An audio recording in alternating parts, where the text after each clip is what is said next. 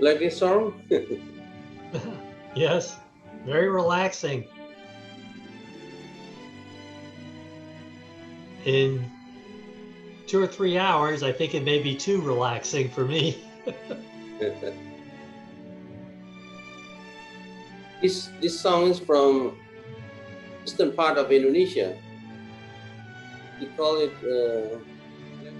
the wind blows something very softly, something like that. Oh, okay. Angin Mamiri. In Mamiri, yeah. In Mamiri, which means that a slow wind. Oh, slow wind, yeah. Slow wind. Okay, that Very makes sense. comfortable wind. This song is from eastern part of Indonesia.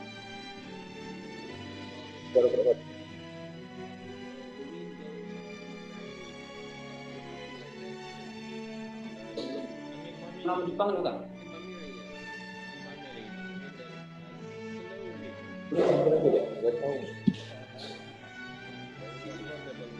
Terus mana itu gambar atau mana itu gambar atau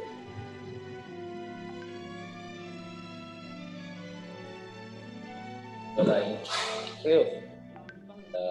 Ya.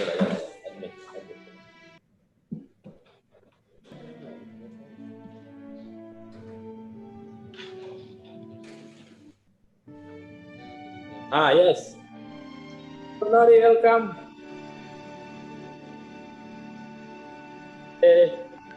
Ayo. Hi, gozaimasu. Hi. How are you? I'm fine. Fine, thank you. Good. Good background. Yeah. This Sakura background. Her background is Sakura tree. Her background, Sakura tree. Yeah, are those cherry blossom trees behind you? Cherry blossom. This one? Yes. Yes. No, this is the mountain nearby. Oh, mountain nearby. Yeah, my place. Yeah, these are Azaria. Anyway, so Rob, how the things are going in the U.S.? They're actually going reasonably well. Most of the states are behaving and staying socially distant. So the spread has been decreasing bit by bit. But we had a large spread in the big cities, and now it is starting to spread in the rural areas. And I'm in a rural area, so our count is still going up, where the big cities, the counts are starting to go down. So school has been opened? They probably will for the fall.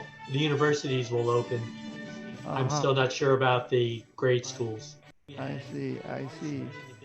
Because in Japan, undergraduates still cannot enter the university, and the postgraduate may when they have experiment to do, but still cannot enter the office because the desks are aligned in a very high density. So yes, we had the same restrictions, although we've received permission to let our medical students go back into their clinical training. Oh, really? Yeah, but no classroom training. So medical students are allowed to go to the hospital right now? Yes, they will be starting at the end of June, so June 29th. That's good, because in Japan, we are not allowed them to go to the hospital yet. Probably clinical doctors does not trust the students so much. No, we had part of that discussion, and also we had to make sure that there was enough protective equipment that the medical students would not deplete the stores. I see.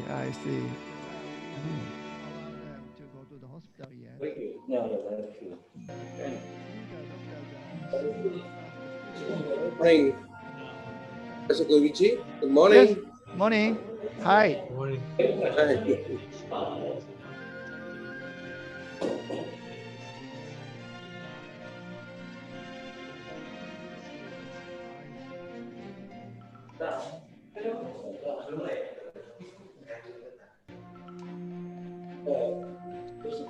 Hi,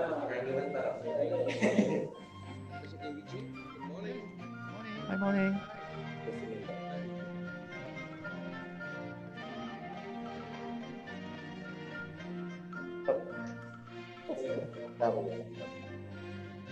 Okay.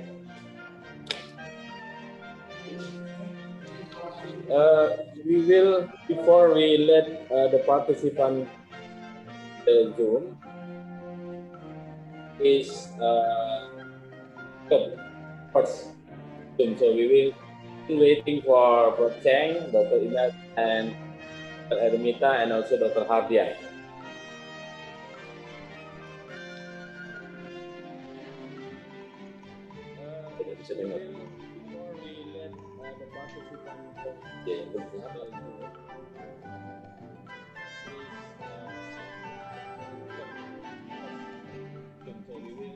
You cannot hear. Very small. Very small, okay. Yeah, I can hear very well. Maybe because of the song, I think.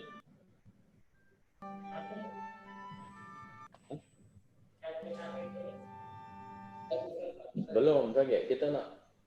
We have to let the Cheng first. Cheng, Imelda, and Dr. Ermita.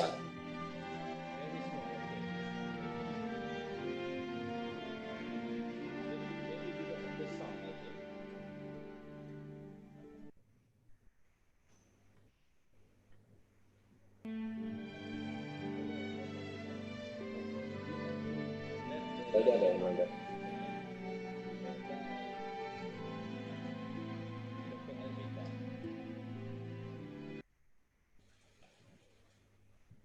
Suara udah kuat katanya.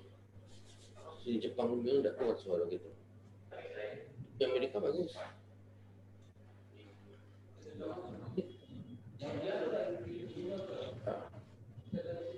Prof. Hardi coba ngomong ke Prof. Nori. Ayo masuk. Mana?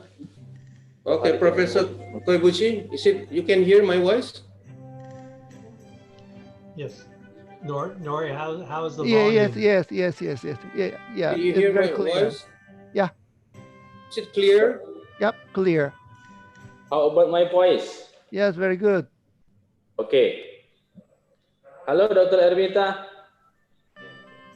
Halo, welcome, Dr. Ermita. Okay, Professor Koibuchi, is it you can hear my voice? Very small. Very small. Yes. Yeah.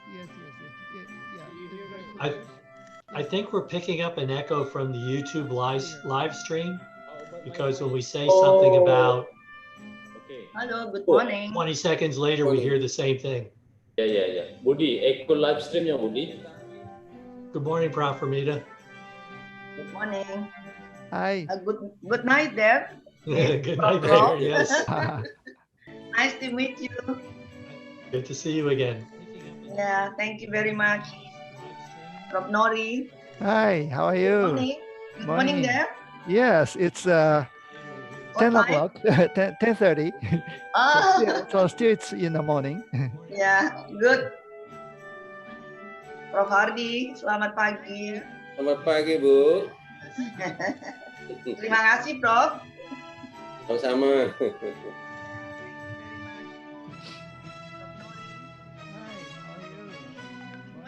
Suaranya bagus itu Pak Ibu. Bagus, jelas. Jelas ya. Ya, mudah-mudahan slide-nya lancar semua ntar, Prof ya.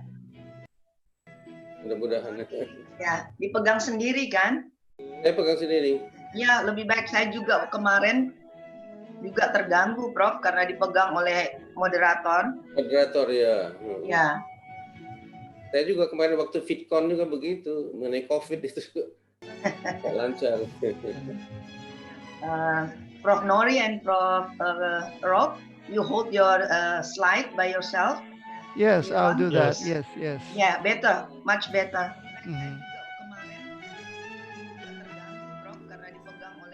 Moderator ya. Saya juga kemarin waktu FitCon juga begitu, mengenai COVID itu. Okay, we have to close YouTube echo. How many? Which laptop? Wah, Dokter Irfan keren tuh latar belakangnya. Aja Prof. Hebat deh. It looks formally. Yeah. Officially. Officially, yeah. Very much the preparing very good. Extraordinary. Yeah, extraordinary. Very fast. Very short time.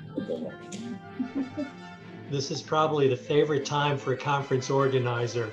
Yeah. Once it begins, the work is all done and you just watch it unfold. So a lot of work went into this. So I will let Dr. Adrianta join with us. Very good. This one. Hello. Wow, it's head, good head, bad head. Sherlock Holmes. There we are. Oh, wait. Hi. Feedbacknya, Dok. Dr. Adrianta. Yes. Good morning, Dr. Adrianta. Yes.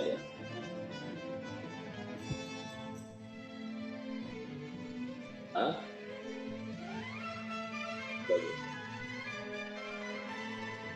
We are waiting for other speakers. Oh, Dr. Imelda and Imelda, Dr. yeah. Hardian. Please call her Dr. Ermita. Imelda. Yes. Yes.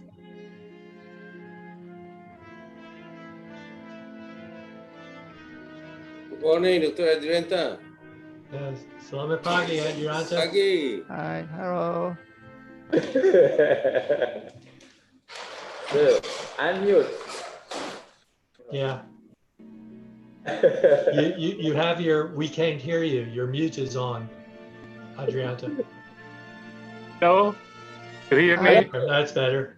Okay. This better. Hello, Ibu Ermita. Good morning. Masuk. And Ini sudah ada semua pembicara. Masuk sekarang ya. how are you, Dr. Adrianta? How are you? Hey, Irfan. Thanks for giving me the opportunity to join. Yes. You should join Dr. Adrianta. Wow. The boss of Dr. Irfan. Surabaya. Hey, is Free there? Hello? The voice, Dr. Adrianta. Is Nuri there? Yes, Hey. I'm here. Hi, how are Okay. you? Webinar apa, Dok? Oh, hari ini. Oh, lagi. Sekarang? Oh, belum.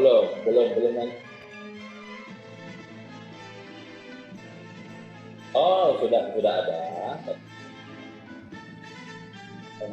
Kita pergi. Satu. Malaysia. Ya, sama-sama. Prof. Cheng is not coming yet.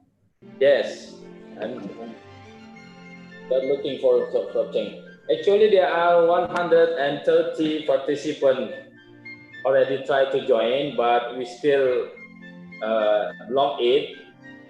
We have to collect the speaker first. Okay. Okay. All right.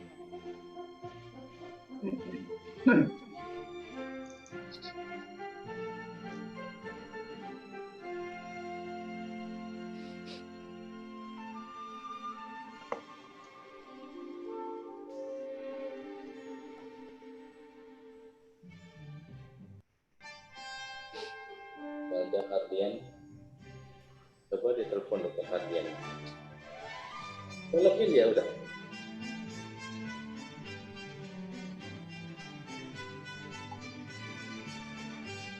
Lagunya mantap, Pak Dr. Irfan. Dari Indonesia. Ya, harus. Palembang song, No, I think Indonesian. Indonesian. Garuda Indonesian song. Garuda Indonesia.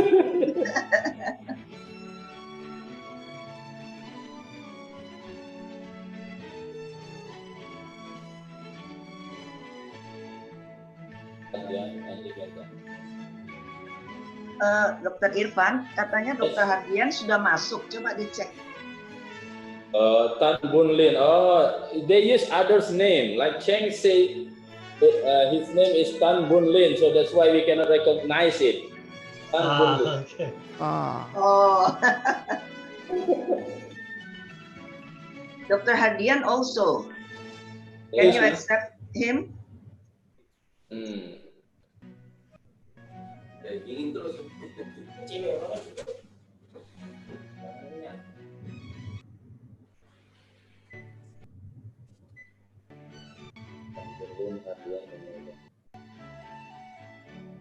Atau dicari ya.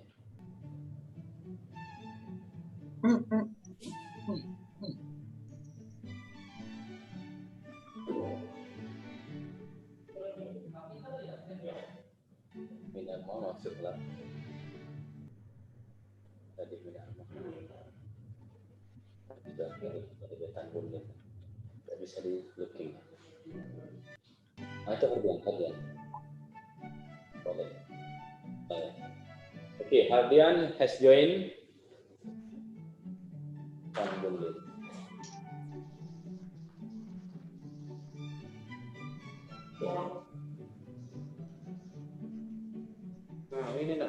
Oh yeah, okay. Cheng already joined. Okay, we got it. Halo, selamat pagi Dr. Hardian.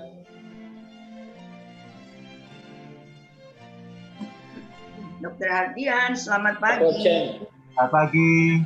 Halo, selamat pagi. Selamat pagi, ya. Oke. Masih Dr. Van, ya, masih Dr. Budi. Ya.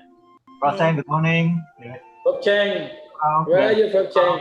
Hello. Kuala Lumpur. Cheng already join. Join already? Good Yes. morning, Prof. Cheng. Okay, we're still waiting for Dr. Imelda. One more. Yeah, I told her already. Okay, Imelda, ya.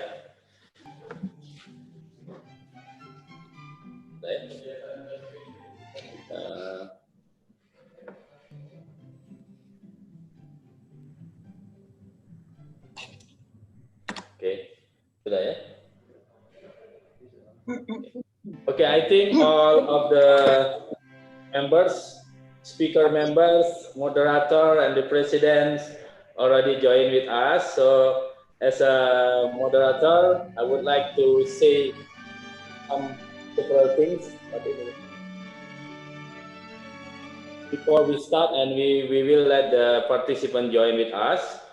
So, first of all, I would like to thank you very much for all of the participants, all of the speakers, especially Professor Rob, Professor Hardi, Professor Nori, Professor Cheng, Dr. Hardian, and Dr. Imelda, and of course Dr. Ermita as the woman behind the gun. Don't have gun. So the serial of the conference that we will start with opening by me as a moderator, and then I will let Dr. Ermita to give the welcome speech as a part of Indonesian Physiological Society President for 10 minutes maximum, Dr. Ermita. And then I will let the first speaker is Dr. Prof. Hardi about the ethical issue of distance learnings, and then Professor Robert D. Carroll after that. And after Professor Robert, so I will let Professor Noriyuki to give the speech, and then after that, because of the topic between Prof. Nori and Dr. Imelda looks looks similar, so I will let Dr. Imelda first, Dr. Cheng, so sorry. So I will let Dr. Imelda after Prof. Nori, and then after that I will let Prof. Cheng to give paper presentation, and then at last but not least, of course, Dr. Hardian, because the topic is about the monitoring and evaluation. And each speaker will be lasting not more than 15 minutes. Yeah, if you more than 1 or 2 minutes, okay, it's okay. But I hope you can stick with the time.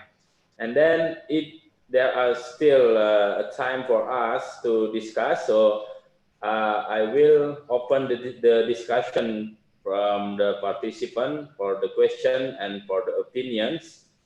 And after that, we close this web conference. I think this all from us. Maybe Dr. Ermita want to say something before we let the participant join with us.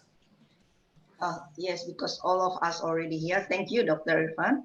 I would like to thanks again to all our speakers for your contribution, and especially for Prof. Rob, because I know we will be finished at midnight there. Thank you. Yeah. Okay, that's all, Dr. Irfan. We can start. I think you can accept the participants now. Okay. Thank you. Yeah. Okay. Yeah, we can. Now we let the participant join with us. Yeah, semua. Oh yeah, one by one. Okay.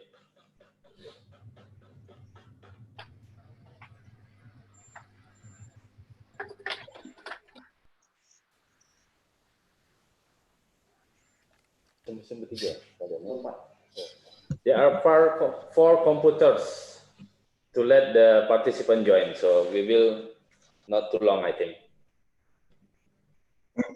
Yes, Dr. Irwan, I think you have to let them in because they have already waited too long.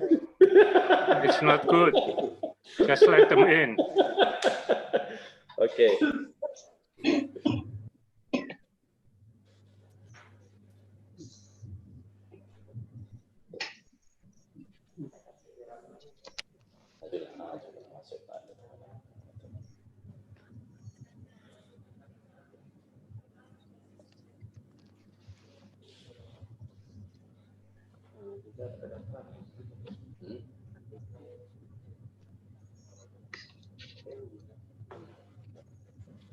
We had to more selective because we found that some participant who has not registered yet try to register in. So we afraid that the participant who has been registered cannot join with us because some of the person try to join in without notification with us. So we have to be more selective. We found 1 or 2 person already try to join with us. Oh, the newcomer. Yeah, newcomer.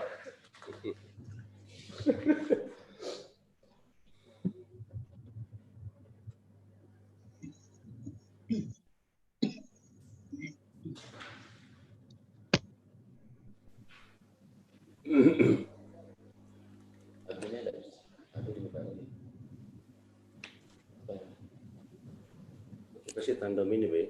Tugas slide. Ini. Ini.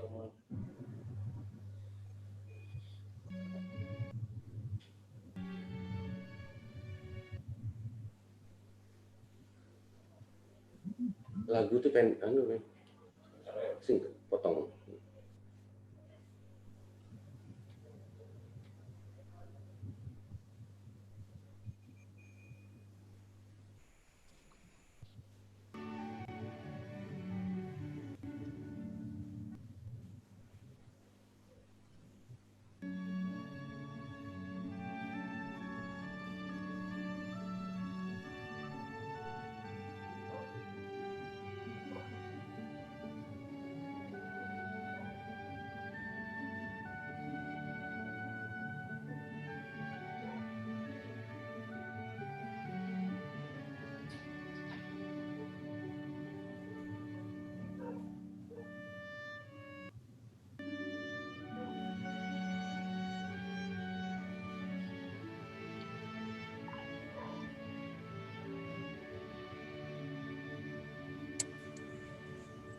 Pak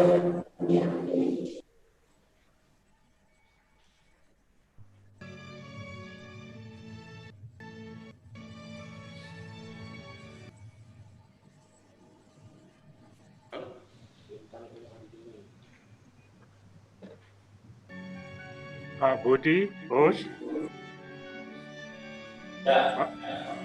Pak Budi. Ya. Please. Agak cepat ACC peserta baru 30-an. Ya. Langsung aja semua dimasukkan. Nggak usah ditunggu short, nggak apa-apa.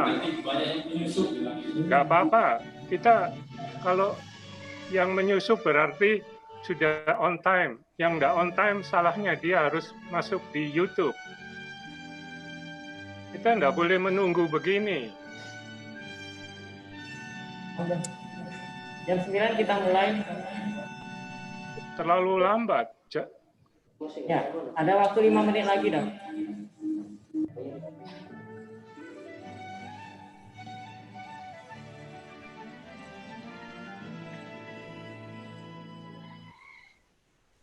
Halo Kamita. Halo Dokter Ermita. Hadir. Hadir. Terima kasih Prof. Puji. Thank you. Welcome. You're welcome, dear.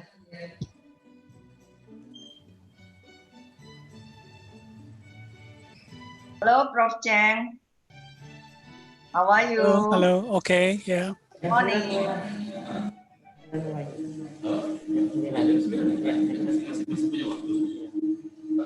Morning for Cheng. Hello, Prof. Hardi. Okay.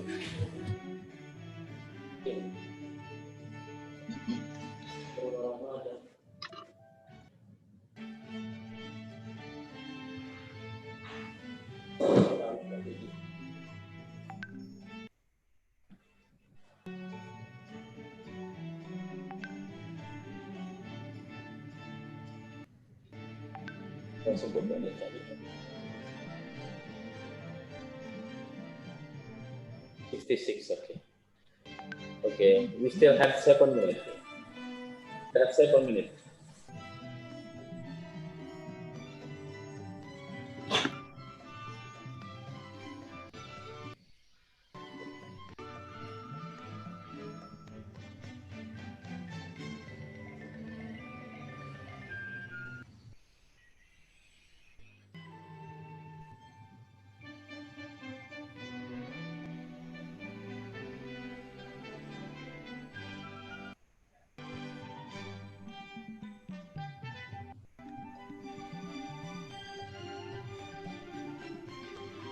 Ini berarti papa bisa ngomong.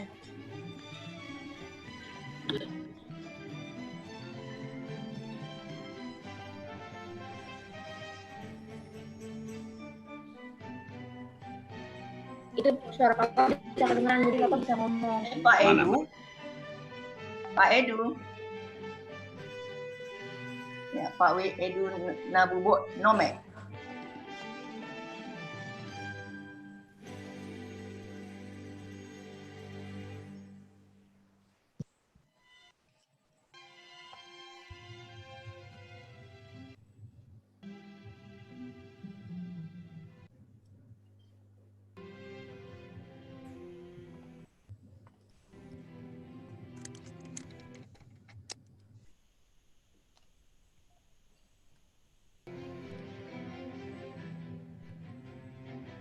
Iya, ada.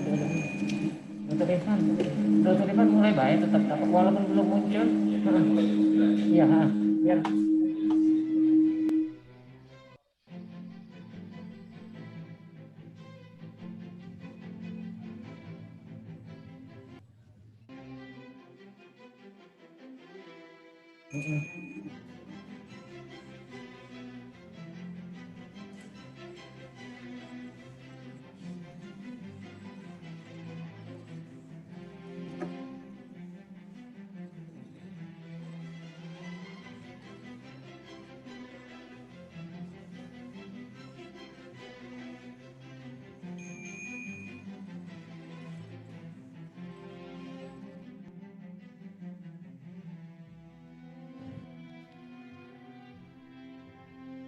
We will start at 2 minutes.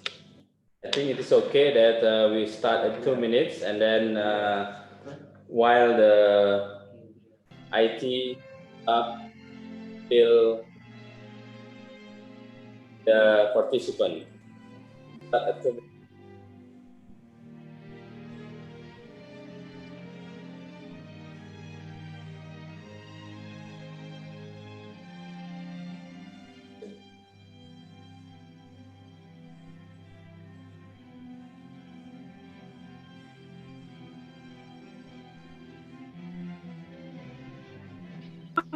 So, Pak Irfan, Yes. I see there is just 120, and the Zoom Yes. can accommodate, you said, about 250. So let them in very fast, because each participant you have to get information. So it's too long. Just let them all in. Yes. Wait, Prof, Doc, because we found that there are number of participants that are not registered yet. Try to join with us. It's okay. It's okay. Don't worry about that. Just okay. So let them in now. We try faster, but in 2 minutes we will start. Yeah, but it's not good because the participants are not in. If your Zoom is 250, only half can join and listen. That's not good.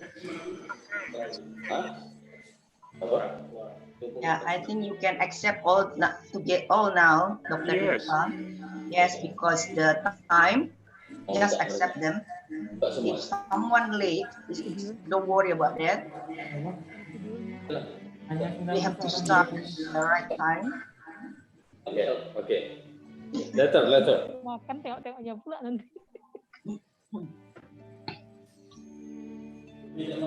Ya, kita cuma 10 yang nunggu. Apa? 10 yang nunggu. Apa? 10 wong yang nunggu cuma. Oh iya. Ada ratusan. 10 wong. Iya, dikit yang nunggu. Mulailah Ben, mulai Ben apa-apa. Lebih banyak di kertas ngomongnya daripada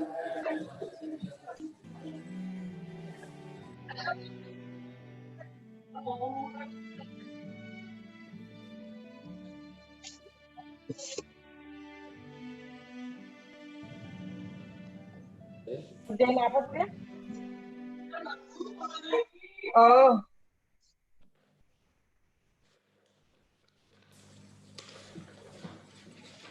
Okay, we start now. Selamat pagi para hadirin. Good morning for Indonesian. Good afternoon and good evening for American. Prof. Good evening. And as a host organizer, I would like to say welcome and thank you very much for your participation to join with us in our international web conference. The topic of the conference is how to educate college students during the pandemic era from the perspective of physiology. So before we start, I would like to say and share something. You cannot.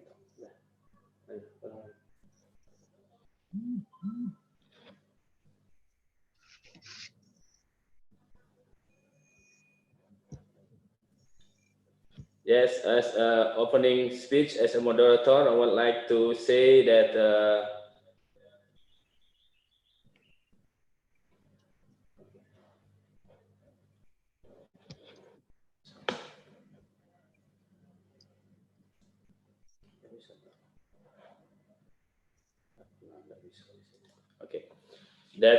our topic is International Web Conference about how to educate college students during the pandemic era.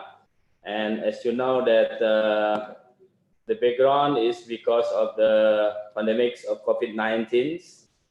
And We know that until yesterday, there are only 213 countries already infected by coronavirus, confirmed to more than 6 million and caused the death of more than 388,000 lives. And because of that, several countries has the obligation about the social distancing, lockdown, and limited human interaction. And of course, it has influence to education, especially in higher education. So many college, so many university has to have done the distance learning. And especially, of course, for physiology also, so many medical students, physiology students has to do the distance learning with their teacher to continue their education. So that's why we have the idea to do the international web conference. And we are glad that today we already have 6 speakers who want to share their knowledge and their experience to us about everything about the distance education, distance learning, especially from perspective of physiology. Before that, I would like to say that we already have 300 participants from Zoom, but maybe we have to wait for them to join with us.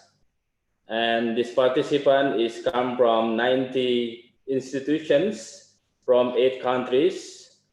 I want to say hello from our friend from Indonesia, from Japan, from USA, India, and also from Egypt and Singapore, Malaysia, Thailand, and Australia and Hong Kong.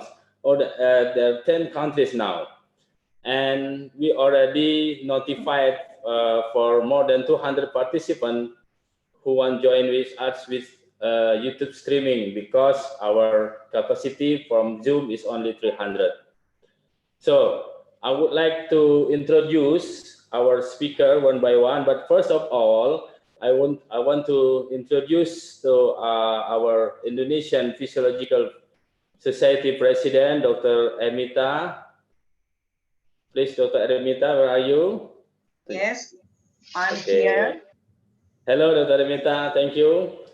Good morning, everybody. Thank you.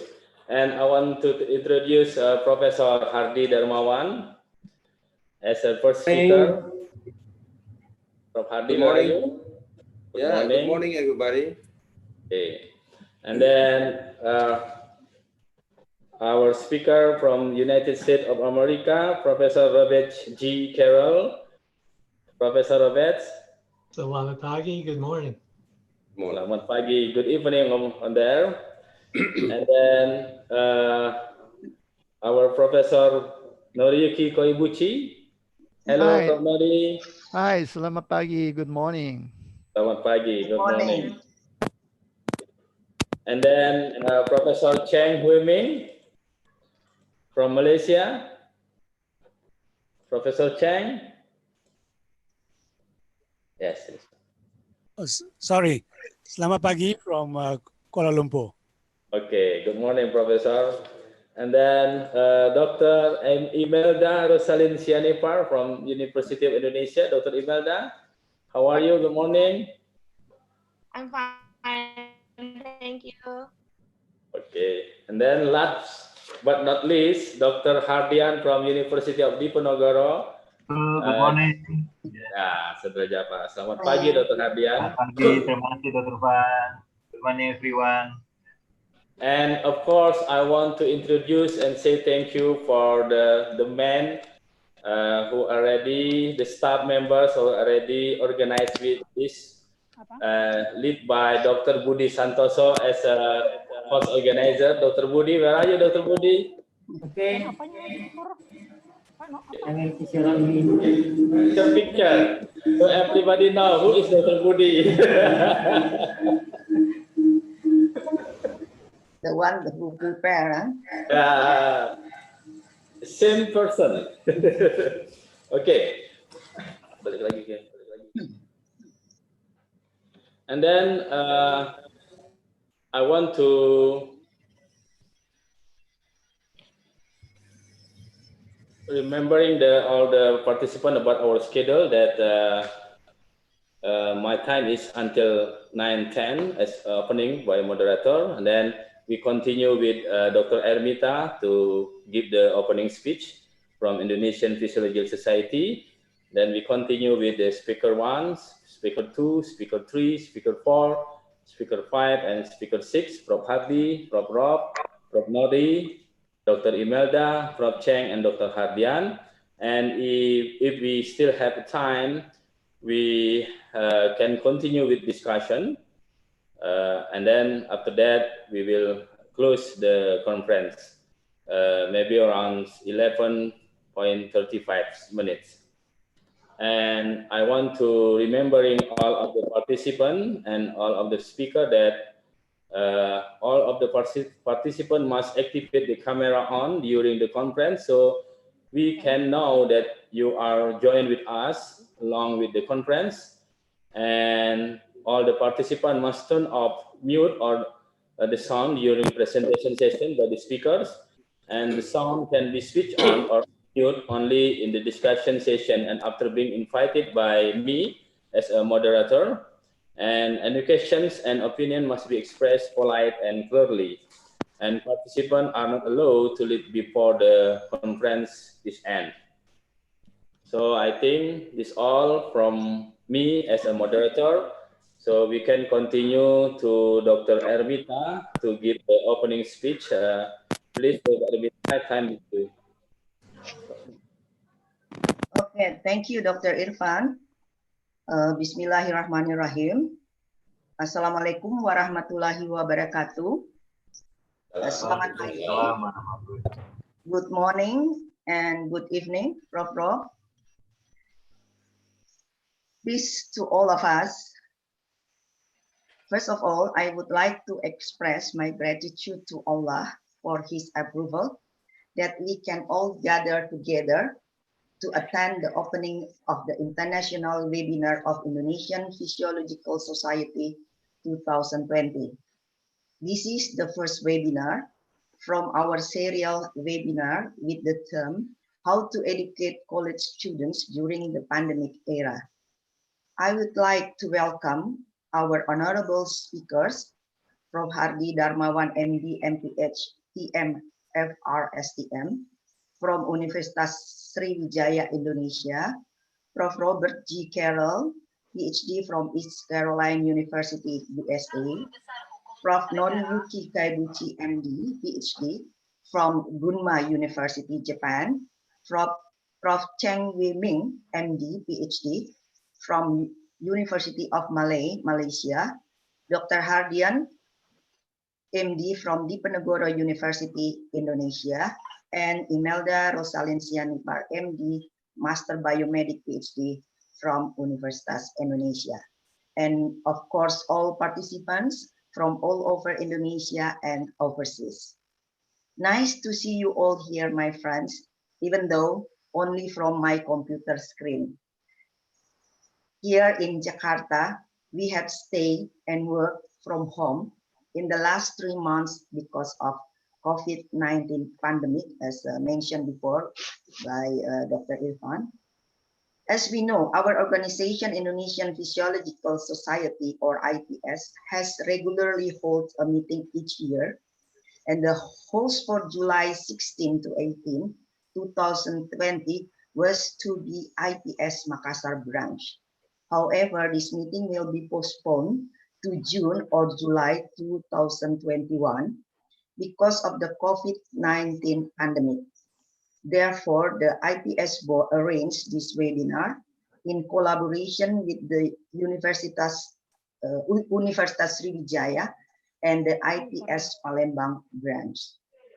Actually, we plan to hold several webinar meetings with several universities and IPS branches in Indonesia as hosts. Through these serial webinar meetings, We expect speakers from Indonesia and abroad, with participants both from within and outside the country, can meet to share the latest knowledge in physiology. Because of this pandemic, we all are required to work from home. This changed the way we teach our students. We cannot see our students directly. We just see them from the screen. No direct communication or hands-on practicals or skills.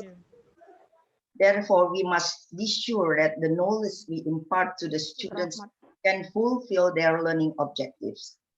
Therefore, we must adapt by sharing knowledge and experience of experts in distance learning. Since we do not know when the pandemic will end, we must strengthen our methods of teaching by learning what works in teaching. So IPS, with members of more than 200 lecturers in medical or human and physiology from universities in Indonesia should get together.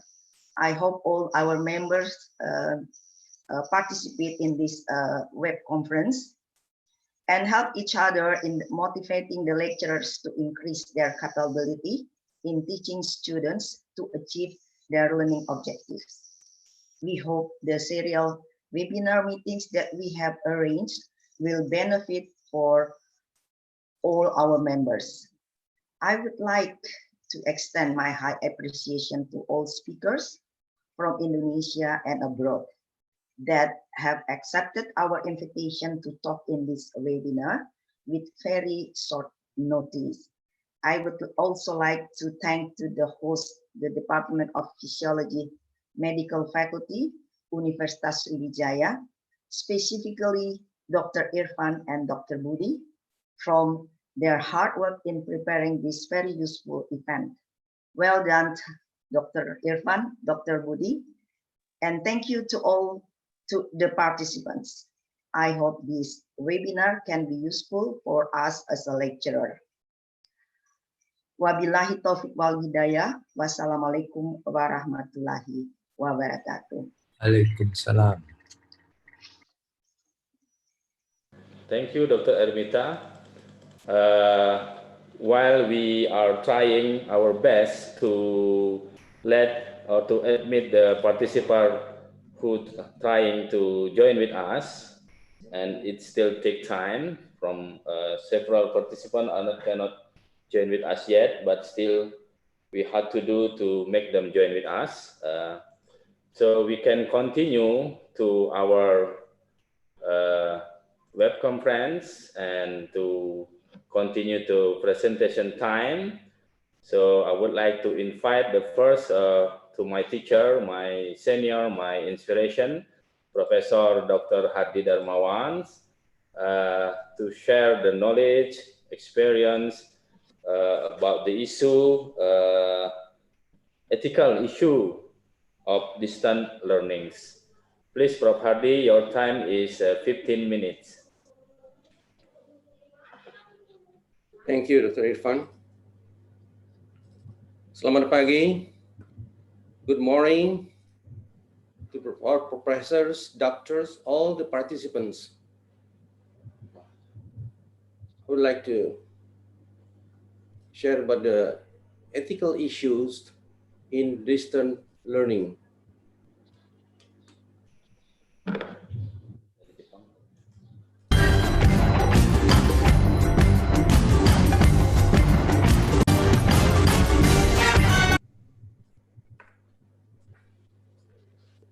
Ethical issues in distant learning.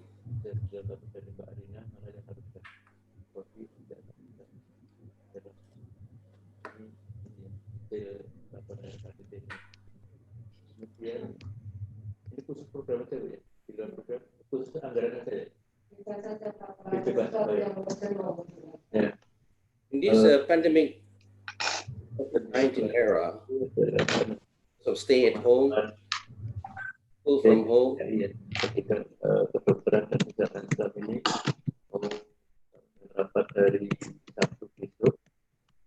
school from home, distance learning become a big issue.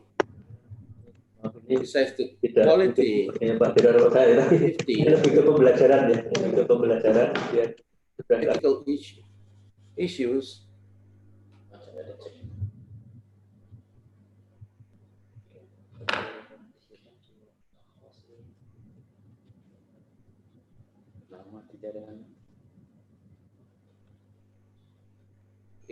Ethical issues in distance learning. The changing world of education through distant education.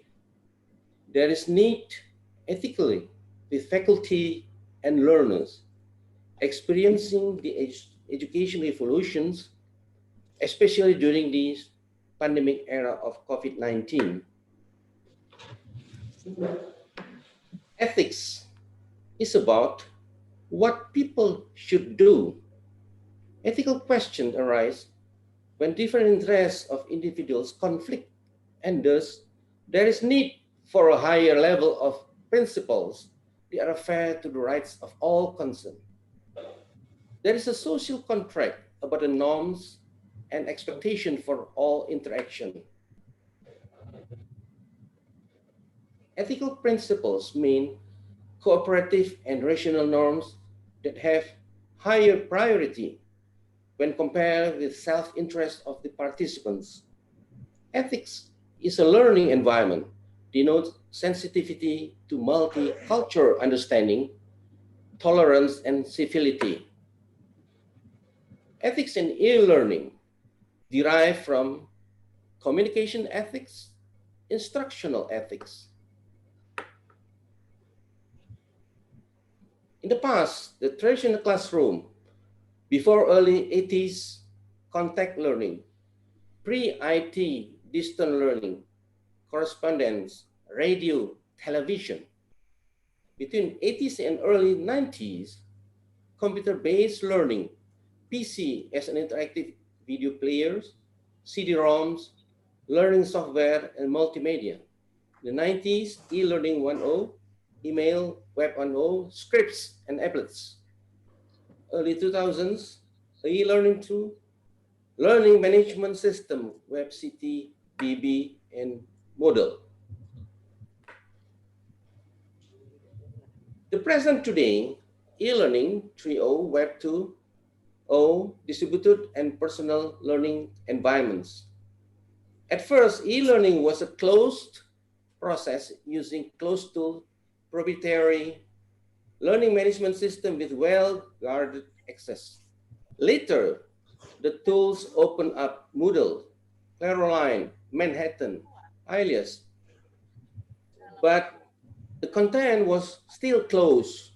Nowadays, a rising trend is open and distributed tools to provide open learning experience. Examples range from MIT open course, where to University to Khan Academy, MMOG to MMOOC. The future is the cyberspace. It's like a knife, can be used to cure or kill, like an amplified contents, relation, and stability, artificial intelligence, IoT, big data. Online, world, a new environment, or just the extension of the real life. The past, the present, and the future. We can get out from the past trap. In the future, we cannot create the future. Ethical issues in e-learning, an overview. Why? What? How? How much? When? Who is the teacher? On internet, nobody knows you are a dog. Someone tries to steal my dreams when things go sour. Code of ethics.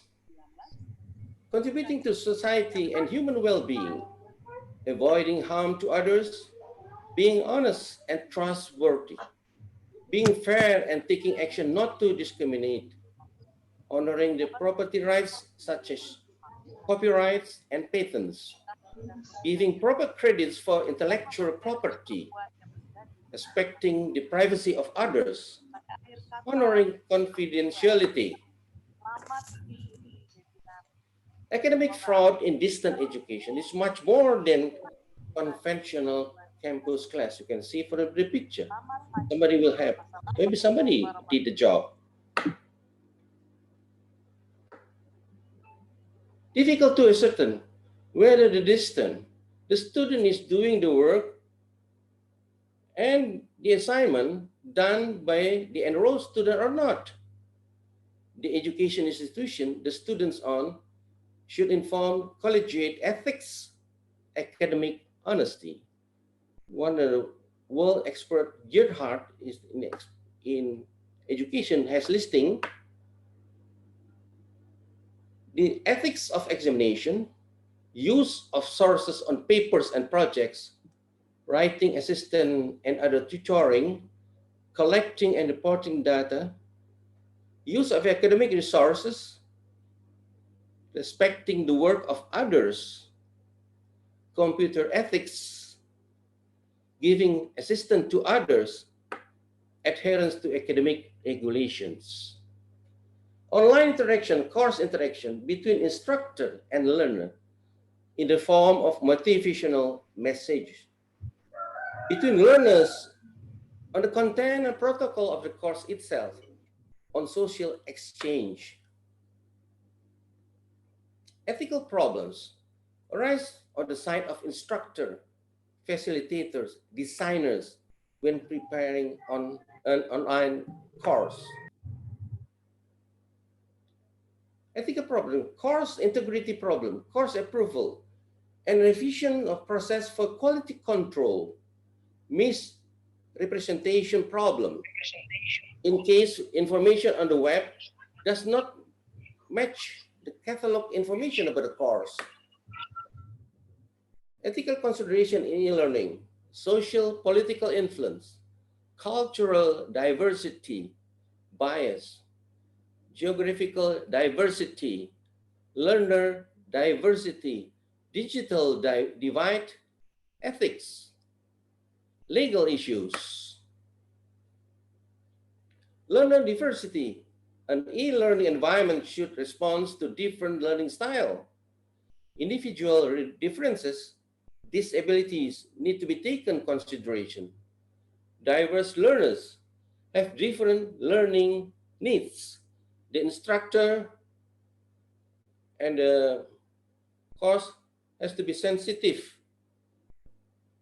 The ethics, the framework of the activity interaction by providing the standard of considered ethics. For instance, synchronous communication, participants should be prevented from changing each other personally, predetermined roles for forums. Institutional responsibility develop e-learning guides and rules based on preventive measures. Rules of conduct prohibits using other personal informations. Not providing private email to third parties without permissions.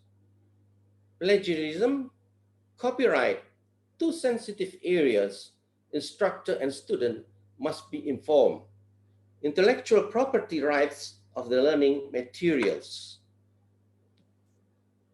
Ethical conduct of e-learners and e-teachers. E-teacher functions enablers of learning must not solely a transmitter of knowledge, don't have benefit of face-to-face engagement with their students. Synchronous discussion online taps on who is not participating among e-learners. Convey institution code of ethical conduct to the e-learners. 5 Mind for the future. Disciplinary, synthesizing, creating, respectful, ethical, both teacher and students. The applicative learning system, we can see from this, the Bloom taxonomy of Bloom. From the first is remembering, understanding, applying, analyzing, evaluating, and creating. If you teach as a teacher center on the right red block, it is only acquisition. But if the student center, student think, The green block is the assimilation. But the blue blocks, the skill student just by application, but by adaptation, the student become inventor or innovator. What is the future skills foundation? Digital skill, digital literacy, comprehend, understand the new technology, online learning education, professional skill, basic medical knowledge, attitude, and clinical skill or physiological skill, whether we can use the lab skill or standard patient. Thinking skill, creative and critical thinking, problem solving, decision making, information application. Personal skill, communication, teamwork, motivation, commitment, integrity, and adaptation. It's the integrity of student and teacher, the core value of this honesty, discipline, responsibility, and accountability, attitude, care, fair, and courage, and work ethics, independent, hardworking, simplicity. The Bloom taxonomy, where we are going to teach our students low order thinking, just applying, remembering, or understanding, or the high order thinking skill, creating, evaluating, analyzing. Technology has evolved a lot, 5G now, but humans are mostly still the same. Possibly, the most dangerous person to confront is a well-equipped blockhead. Has anyone seen? I do. Crazy. This is a sample of Google University of Medicine. You like to, then the graduates become just internet doctor of medicine, if you're not very careful in teaching the students. The Zoom meeting like this, if it's only audio, you can see the people like this without comb the hair. With video, they are neat with face, comb the hair. Online learning behind the camera, you can see this is what happened. The mother watched the kids with a stick. But some of the mother do the homeworks. Thank you very much for your attention. Okay.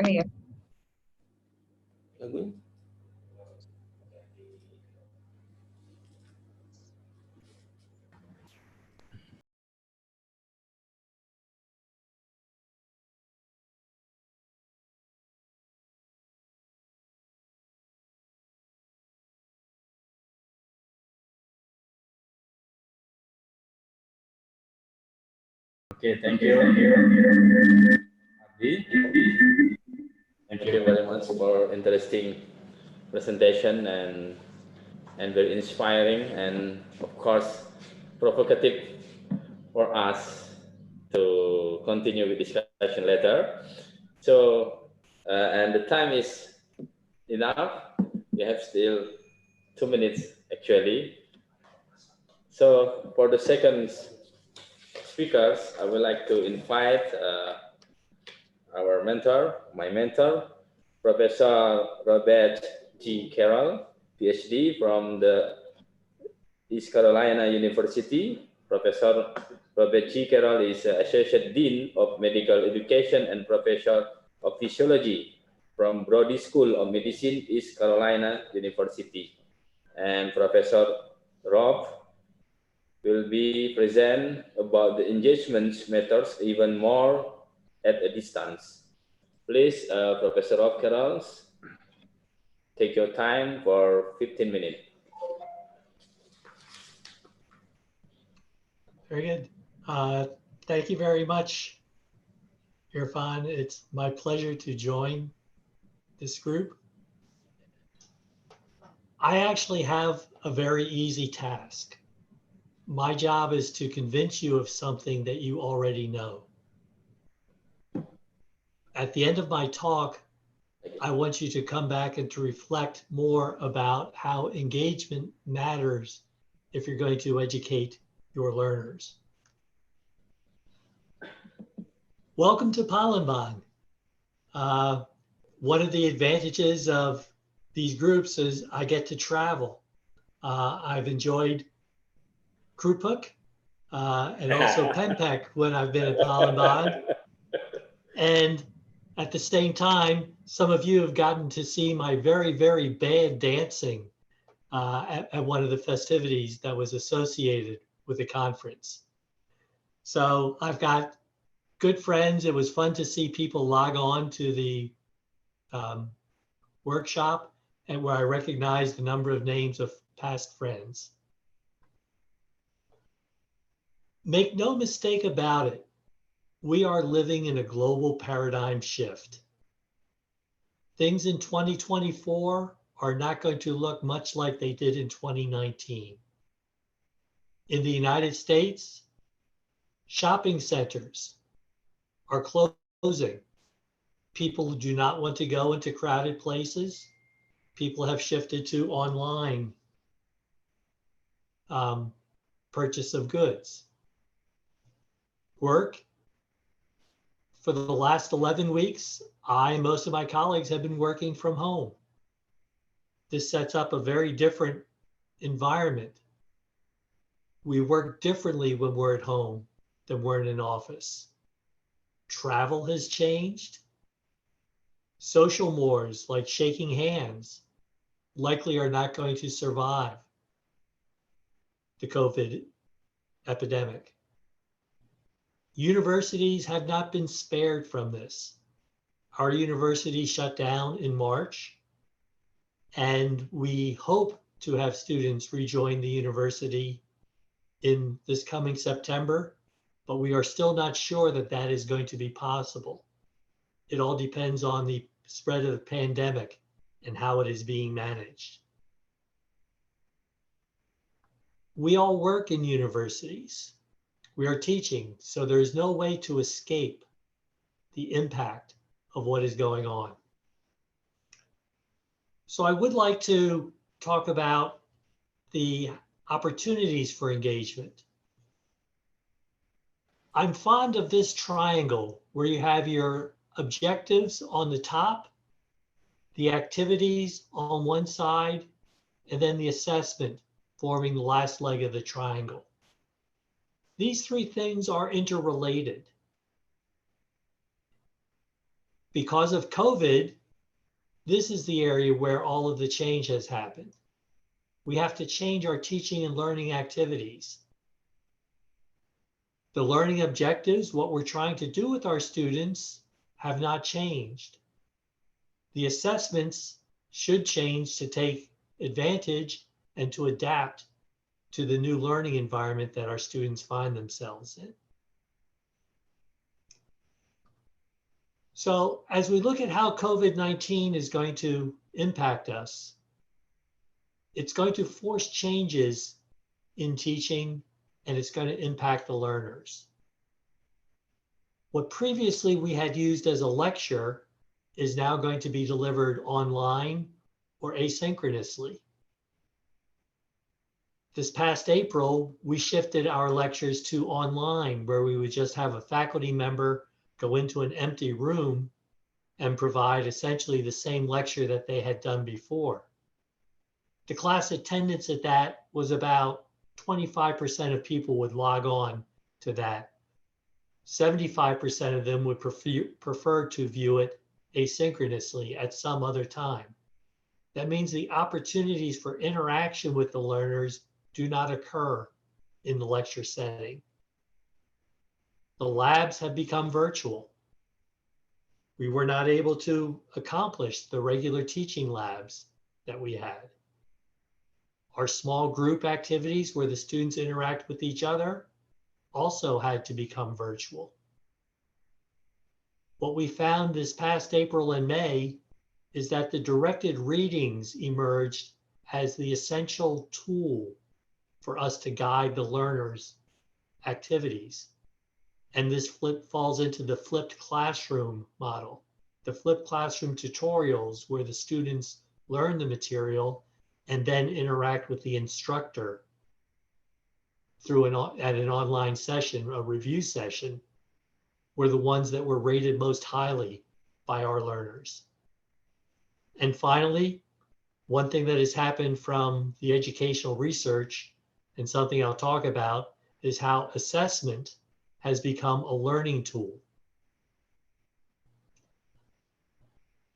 As I indicated at the beginning of my talk, we already know that we must engage our learners. When I reviewed the list of speakers who are going to be presenting today, every one of them works diligently to engage their peers and their students as they teach. Professor Ermita engages as a dynamic leader. Prof. Hardi is a revered leader. Prof. Nori, I'm sure you'll find out, engages with humor and enthusiasm. For those of you who have not become Facebook friends with Prof. Cheng, it is a worthwhile activity as he engages generations of his students with his warmth and caring. I look forward to getting to know the engagement approaches of Dr. Sophie and Dr. Hardian as the conference continues, as I'm also certain that they will be very adept at engaging their learners.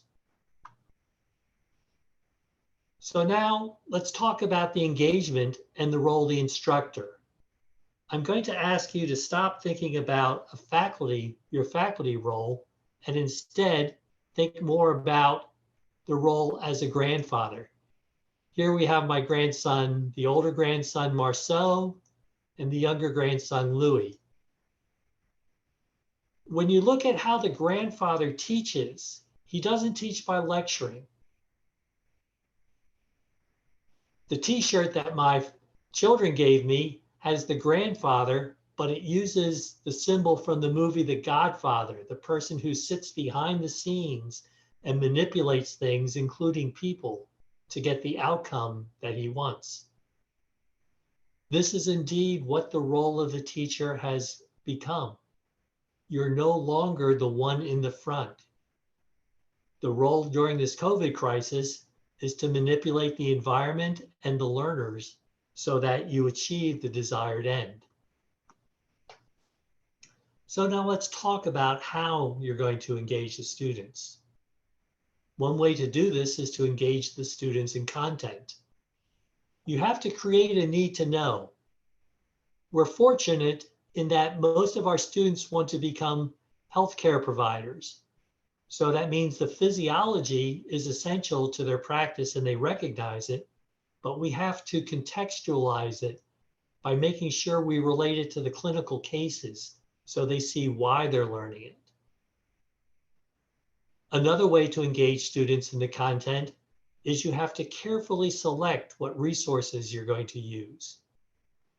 When I was teaching a flipped classroom kind of a course, I used the English version of D. Silverthorne's Human Physiology book.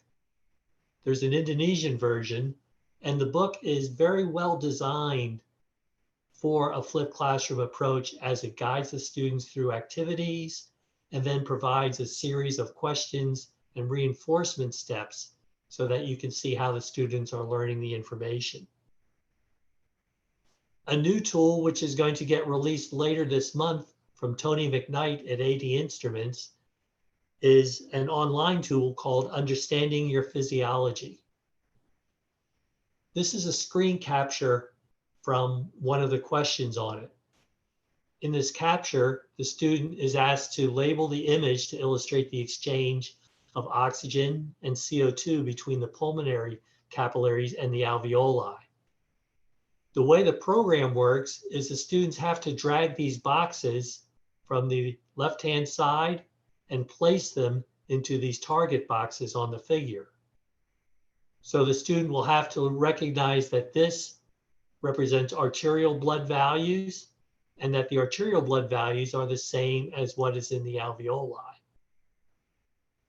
In contrast, this set of blood gases is more representative of what happens within the pulmonary circulation, within the systemic venous circulation. The net O2 diffusion is traveling in this way, where oxygen is moving from the alveoli into the blood, and the net CO2 diffusion goes from the blood into the alveoli. After these boxes have been dropped into these areas, the students then can check their answer. In this way, the learning is completely self-directed. The students are interacting with the material. They have to make decisions before they find out whether or not their answers are correct. If a student gets something wrong, then that opens a learning opportunity for the student. It's important to engage students in presentations, but the one thing that we found was continuing to lecture the way we had before was not effective. It doesn't mean the presentations cannot be effective, but the traditional lecture is not. An example of an effective presentation is what happens in the TED Talks. The TED Talks are not about conveying information. The TED Talks are there to consolidate information, to challenge you, to make you consider and make you think about things. When you look at YouTube, YouTube has advertisements at the beginning of them, and those advertisements last about 4 seconds before you can click on a button and bypass it. The commercial research shows that if you don't gain somebody's attention within the first 4 seconds, you are not going to gain that person's attention. So there's no point in continuing to try and promote the ad if they've not engaged it. The other thing is you look at the ideal time for how long something should last, it's in the 5 to 7 minute window, much shorter than what the regular lecture is. So we need to engage the students with other students. We need to design small group participation and force the students to interact with each other through group projects and group contests. If you want to see ways that you can force that interaction, search the internet for icebreaker ideas. That will give you things which allows each student to participate in the setting. We must engage the students in assessment. Retrieval-based learning, a researcher at Purdue University, 𝒟𝒃𝒃, shows that taking tests is the most effective way to learn material.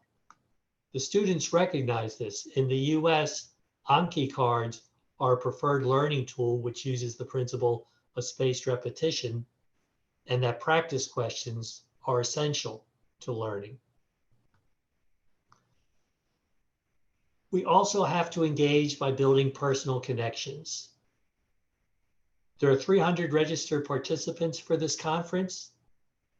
I used my presentation time to try and build a connection, to show that I was familiar with the life that is lived in Indonesia, and then to share some of the details about my family life so that you can identify with me more as an individual. So it's important that you engage through content selection, through content delivery, through student group projects, and also through assessment. I've used this slide as a closing slide for probably about half of the talks that I have given.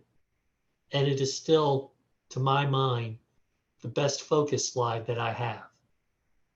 The role of the teacher in education. It really has not changed. Our job is to create the best learning environment that is possible for our students. That means we have to adapt to the reality of student learning during the COVID era. We have to provide direction and feedback to the students so that they know how they are progressing, how they are achieving the expected outcomes. And then finally, we need to model professional behavior. If we do that, we will find that we are very effective in our tasks to prepare the next generation of healthcare providers. I'd like to close by again thanking Professor Irfan for the invitation to speak with you, and I look forward to listening to the other speakers.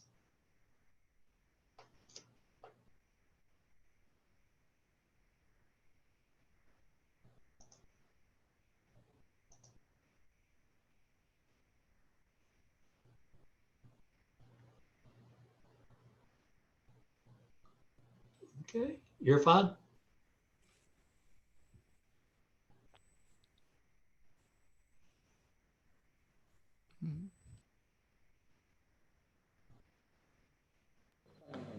No, you have still time.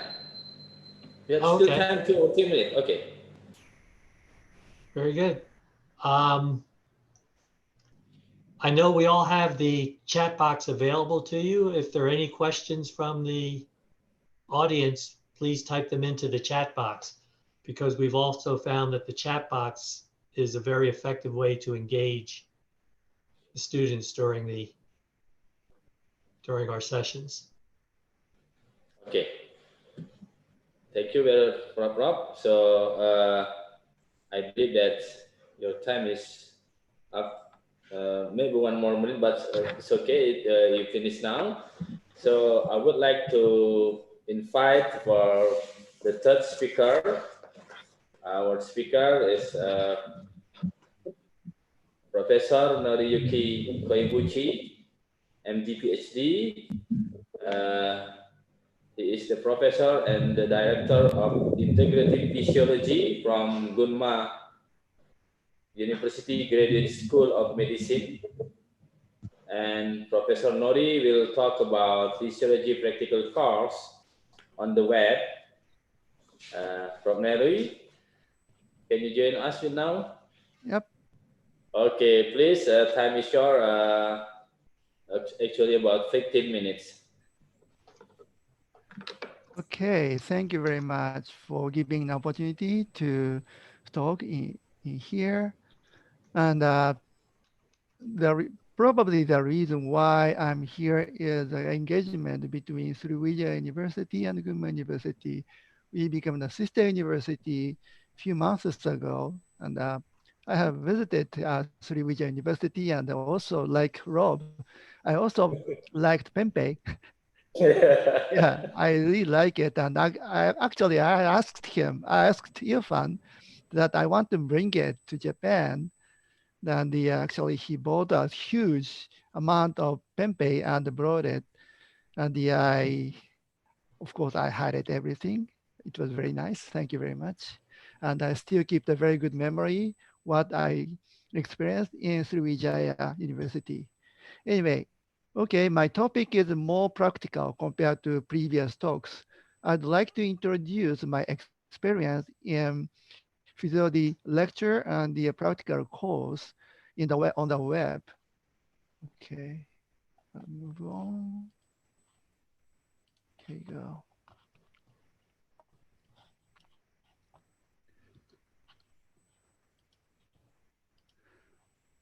So situation of Japan is very similar to other countries.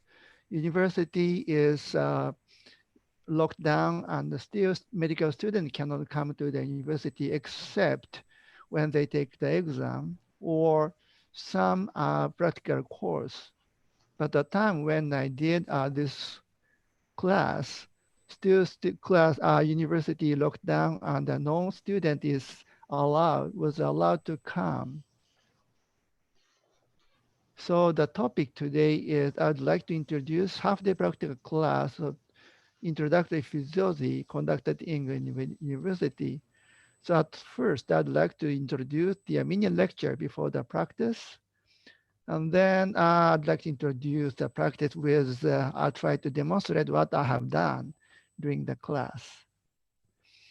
Okay, so the class was scheduled for the first year student who have just entered medical school from high school. And this was held as the first class for natural science course. And the schedule was, at first, I provide a resume and handout through Moodle. I believe that everybody know what Moodle is.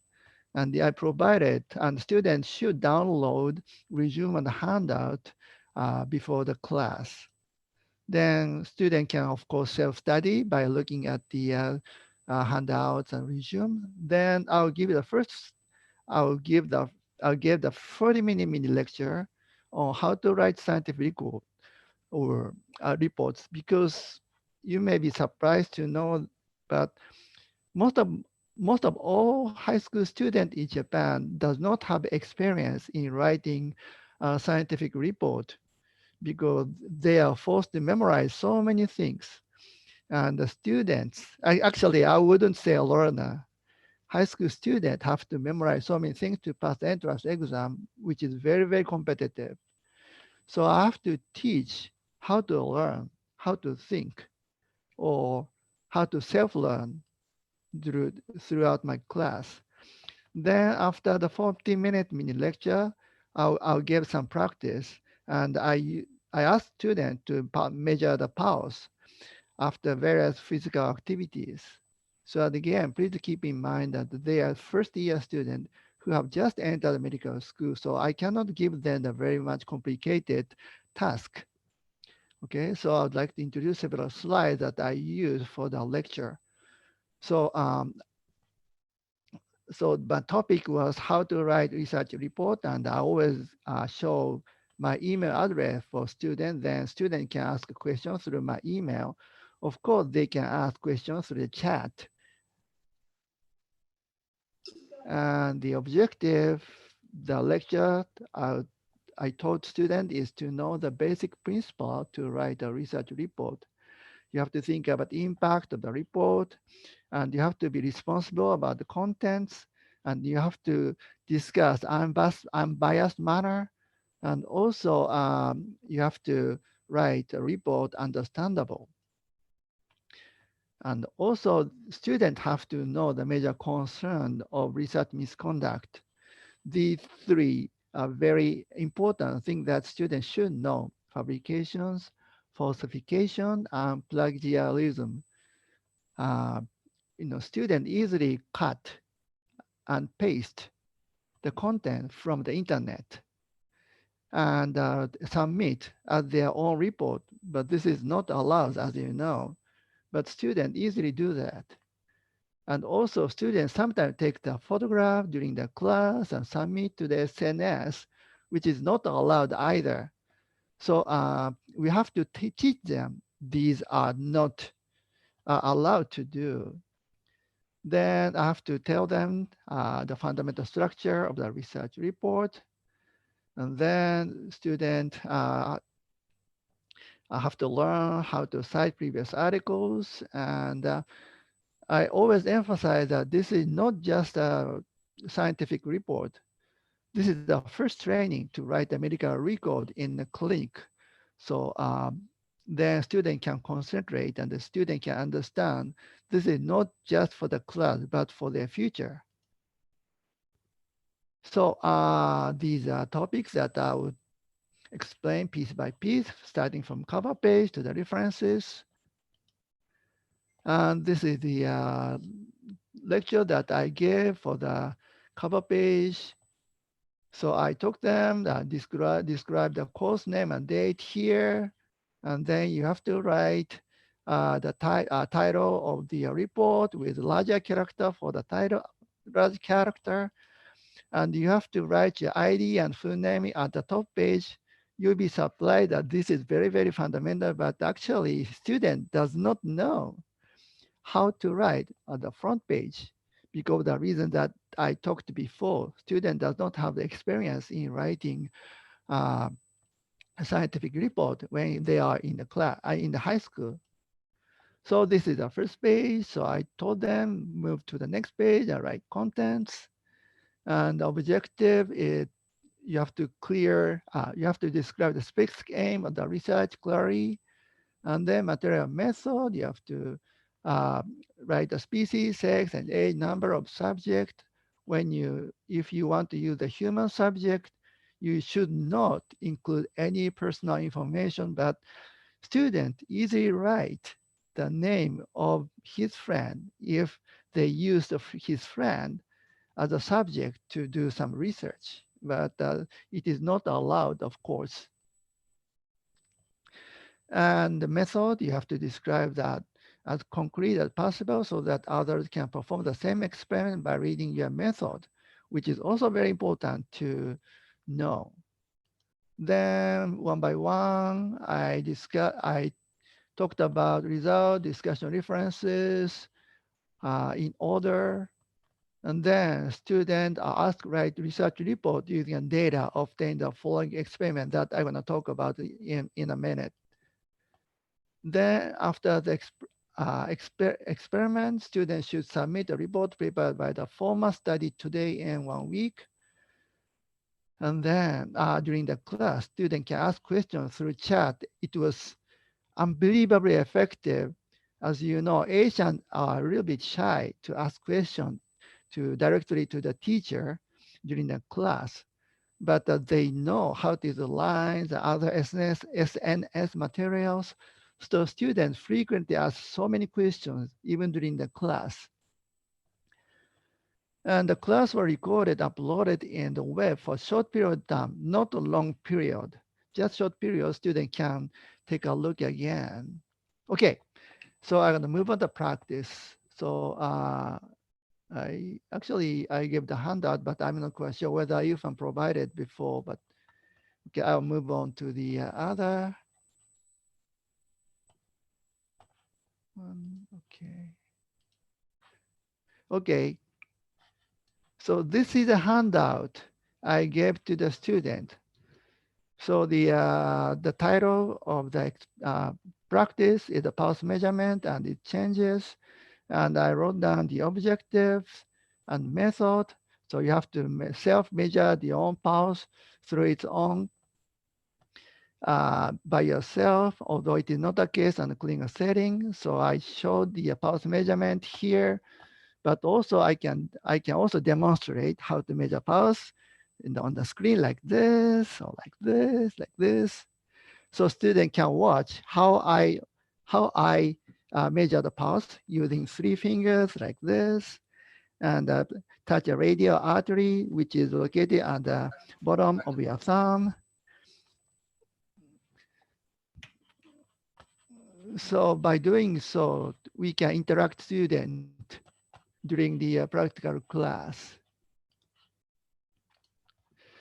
So so after that, we can start small experiment. So I gave them the 3 experiment. One is a breath holding test, the other is standing up test, and the other is light exercise. So students have to hold the breath for maybe 1 minute. Then student can measure pulse immediately before the termination. And of course, everybody knows that pulse rate should be increased after the holding breath for 1 minute. And again, important thing that I thought is I also have to hold the breath in front of students. So I just measure my pulse together with the student. I just hold my breath like in front of students. So students are very happy by watching my face, So I hold the breath for 1 minute and my face turned out to very, my face turned out to, how to say, very bad 1 minute after, but the students are sometimes laughing behind the screen. I can easily understand because student wrote me, please do not make me laugh. I cannot hold a breath by myself or something like that. So I can interact with students. Anyway, and the standing up test also, I can do the same thing. Stand up quickly and measure the pulse, and then your pulse can be increased. You may feel faint, be careful, but the students are also enjoying. And then I asked them to do the light exercise. So again, I do the practice with the student. I also do the, hiding my thigh as high as possible for 3 minutes. So I do in front of students. So students are very happy to see it. And after the class, students have to repeat each experiment for 3 times. And then the student have to write the report under the format that I introduced. And also students have to explain the result with graphs, but I do not tell them how to write a graph. So they have to know, they have to decide bar graph or line graph, which is appropriate. Also, I gave some homework because they do not have so much knowledge about the medicine. So they have to know what is a pulse, what factor makes a pulse, or why your pulse will change it by various treatments. So they have to make a search by themselves and write a report.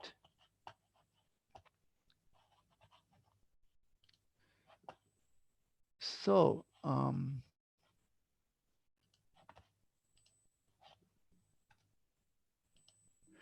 so there are advantage and disadvantage during the class.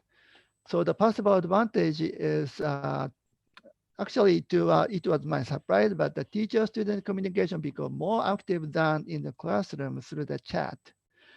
And handout have become more organized because I could not use the whiteboard during my class.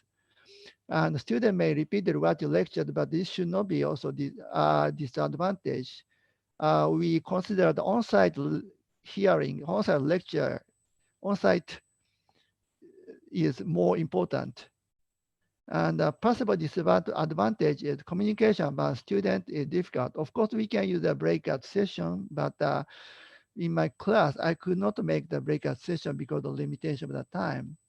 And non-verbal communication training is not available. This is the biggest disadvantage when we give the lecture on the web.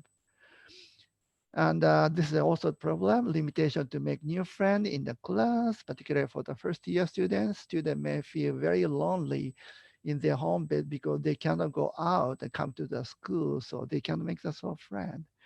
Anyway, so that's it. That's all my talk. And thank you very much for your presentation. Thank you very much.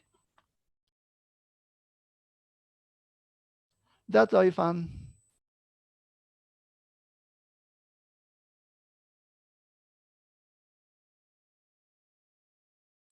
Irfan, I'm done.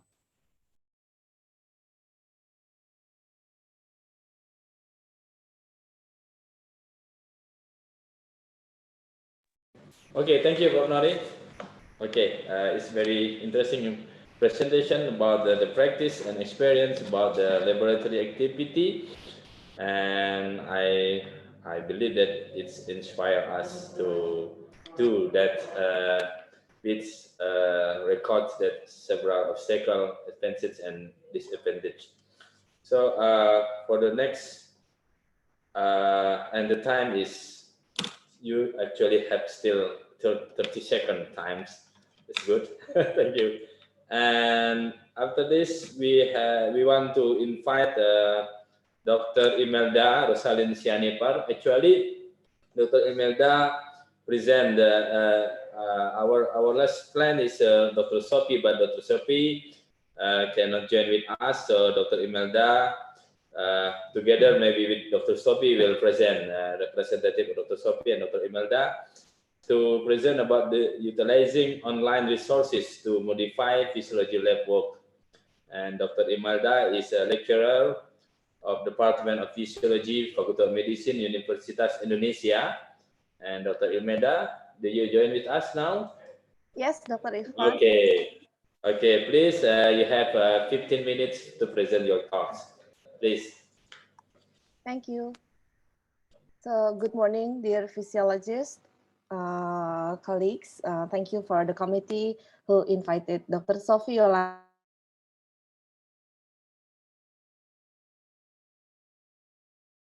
to share experience during the COVID-19 pandemic. On behalf of Dr. Sophie Yolanda, I will present this topic that has been prepared by Dr. Sophie. Utilizing online resources to modify physiology lab work is one of our duty as a physiology lecturer. But before we start doing the modification, before we modify our physiology lab work, we must review the current face-to-face physiology lab work.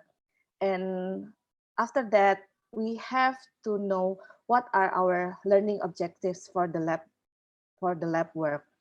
Not only for the learning objectives, but also the resources, whether the resources available for teachers at home or for the students at home. So both of teachers and students, the resources should be available. What about the learning objectives? So the learning objectives that can be achieved by online modification, I think it's only the knowledge, because we cannot do the skill training during the online session, because not all students can have the instrument to do the skill training. And it is more difficult to do the skill training, and we still need face-to-face learning for skill training. For the resources available, we have to measure about the instruments, the devices, and also for the internet connection. What kind of instruments that the student have to prepare? And do they have these instruments at their home, or whether the teachers also have these instruments to show whether to demonstrate about the laboratory work?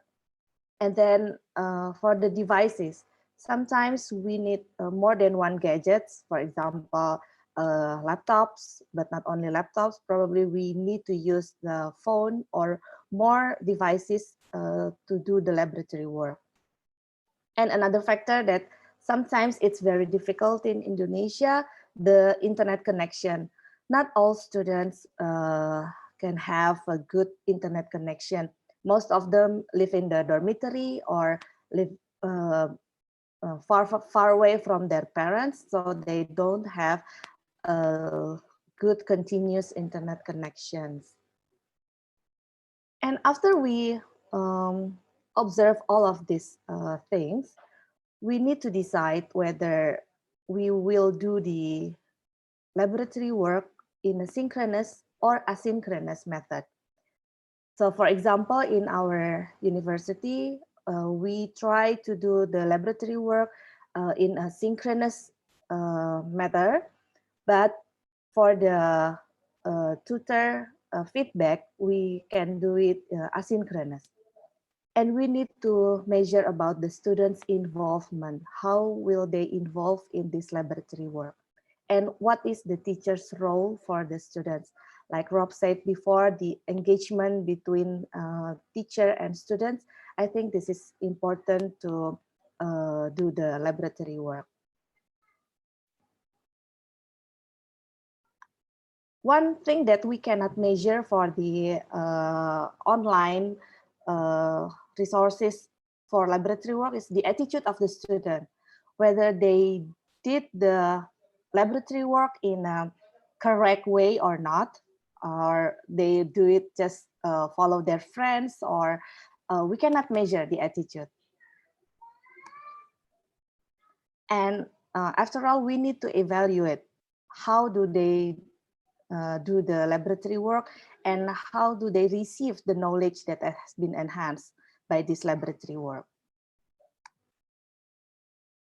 So for the online resources, there are several things to consider. The first is the interactivity. So for the interactivity, whether we only give reading materials for students, or we just provide the sources for videos, or we can give them some laboratory work simulations. There are several laboratory work simulations already established by program or application, and these things are available for free or paid, even though it's sometimes per student or per year or per program. After we modify and do the lab work using online resources, the one that we have to do is monitoring. Monitoring is important, and also the evaluation. How will we evaluate the students' report? For example, in our university, not only monitoring and evaluation, but we also give double feedback. So on each laboratory work, students or a group of students have to do several activities, such as reading the materials, and then watching the video examples that we already given from the learning platform, and then they will do the lab work simulation. After that, they have to fill the review sheet and prepare a presentation on the laboratory work. Each group is monitored by a tutor, and the tutor will give direct feedback on their lab report. And after all of the laboratory work is finished, then there is a plenary session. So we always provide a plenary session for the laboratory work. And our students will present their work and have a discussion about the laboratory work results with the content expert. So they will get more feedback about the lab work and also the knowledge related to the lab work. So this is an example of an online resource from online video sharing platform. We got it from YouTube, that we don't need any resources and it's very easy. But one thing that we should pay attention, that the teacher needs to review for the video content to match with the learning objectives, because not all videos provided in the YouTube is being made by an educator. So sometimes students made it, or just some ordinary people made it. So not all videos are made by educators. So this is an example, and we just found this one. This is, I think, the only one that we can use for our students. So for example, this is the test, the manuals or demonstration of how to do the Astran step test. And it's quite difficult to find this video. So you can check it after this lecture. Probably you can go to the site. Another thing, that video we can self-produce, or we can make it.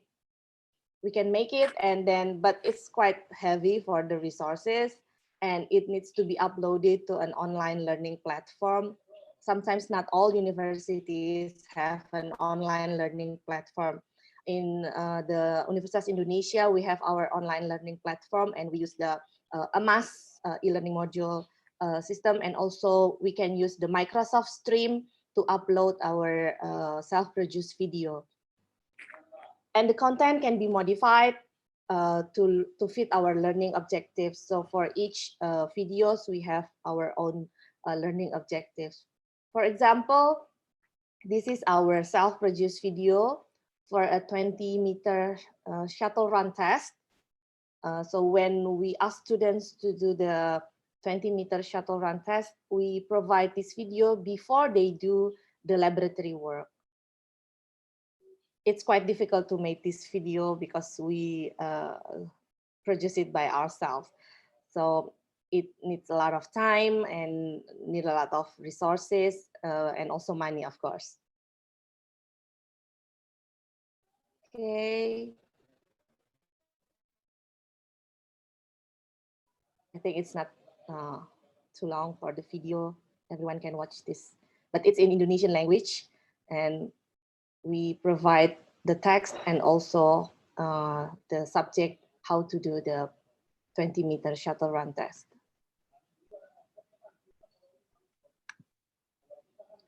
So for the next is about the laboratory work simulation. There are free and also paid simulation for the laboratory work. But the benefits is, for the free one, we don't have to pay any money, but it's quite limited for monitoring and also for evaluation. But for the paid one, it's a subscription based cost, and usually it's costly. And some application can be modified, but some also have an option for monitoring and evaluation. Depends on the simulation. For example, we all probably some of physiologists colleagues already known about this one. Monash University create this free online learning platform for physiology experiments.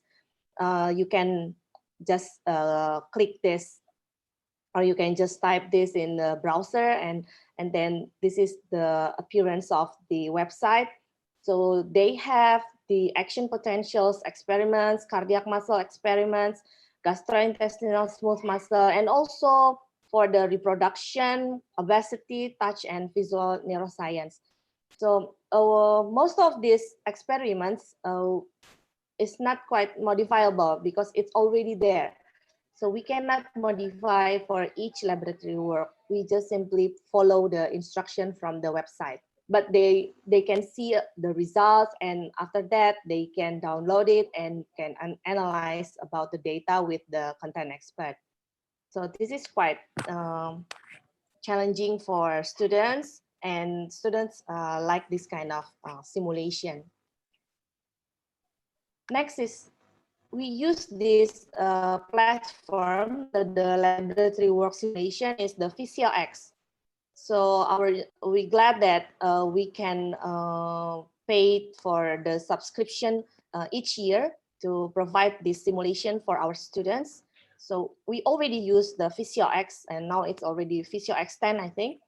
But this simulation, we cannot modify anything. So we just follow the instruction from the PhysioX website. But students like this experiment, and they always do it correctly. And the last one is from the ADI instruments. We're glad that the ADI give a free time limited to use their LT system until June 30. So we use this to do the laboratory work simulation in the module of respiration. But previously, since 2013, we already used the Power Lab, and we use an offline lab tutor in our laboratory work. Students can engage with the simulation directly using the Power Lab. But because students now are studying from home, we cannot attend and use the Power Lab. So they just use the data provided in the platform from the LT. Probably before the summary, I would like to give some information related with the simulation that we already been used. Just a moment.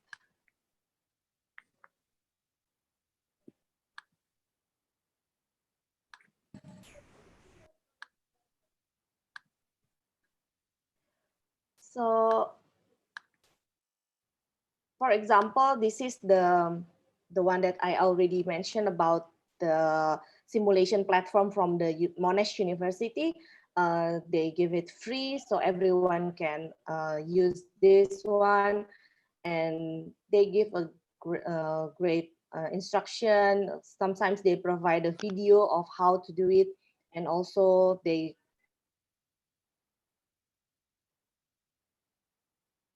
can give some simulation. And also, for example, for the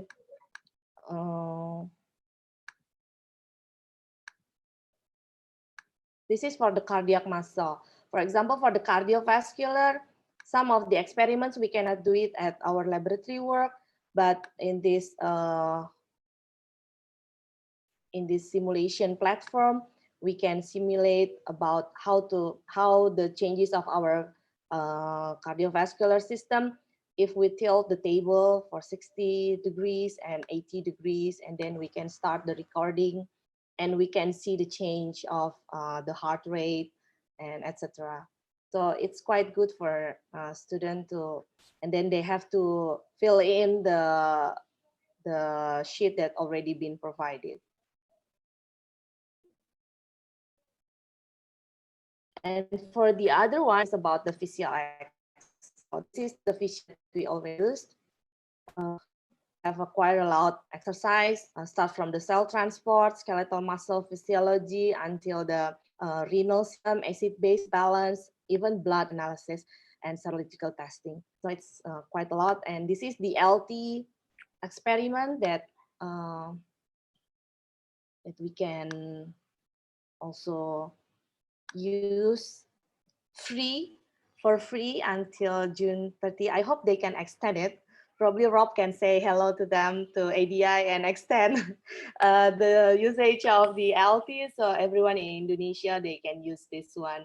So this is the data that we give to the student, and they need to analyze because they cannot do it by themselves, and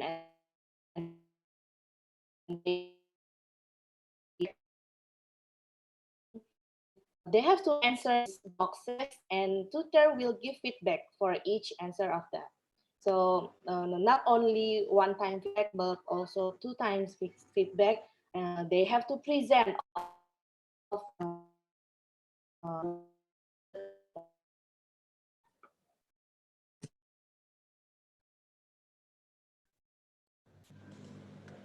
Imelda, your time is up.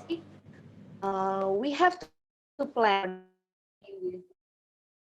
and also we need to modify the lab work using an online resources, of course, during this pandemic. And don't forget to monitor, always monitor the students, whether they already do it and how did they do the laboratory work, evaluate it.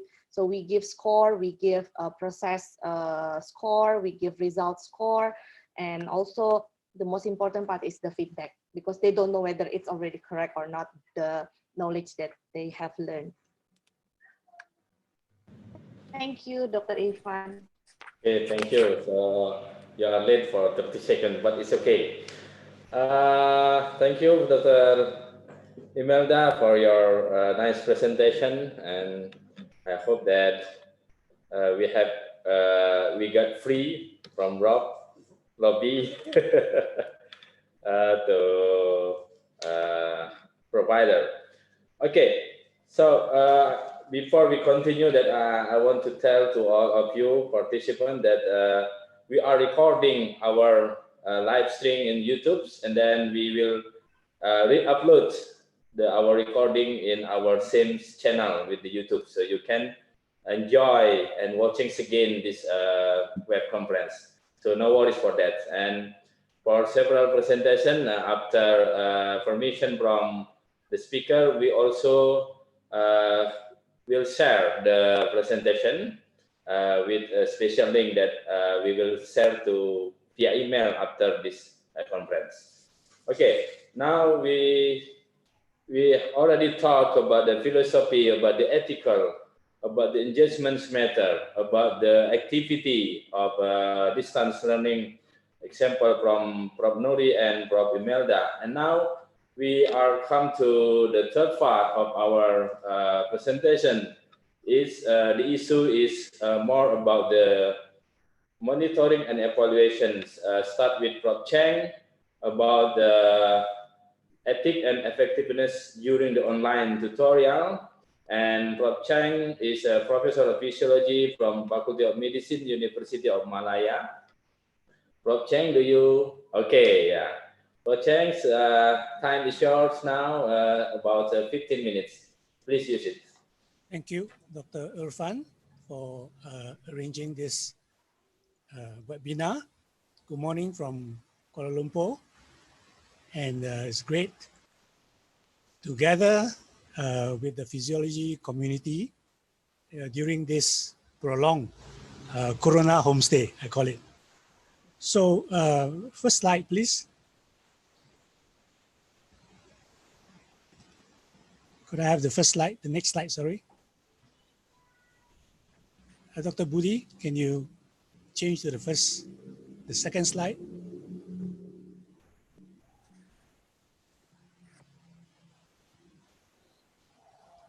We have to wait for a while, yeah. Dr. Budi. Next slide, please. Budi. Huh? Huh?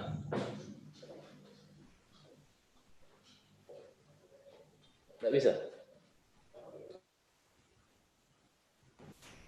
Okay, we have a little bit technical problem that Dr. Budi cannot. Huh? Sudah.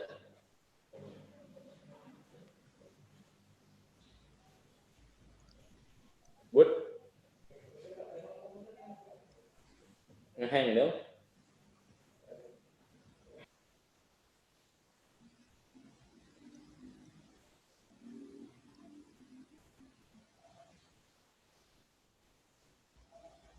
Okay, while we wait for Dr. Budi to upload the webinar, the presentation from Prof. Cheng.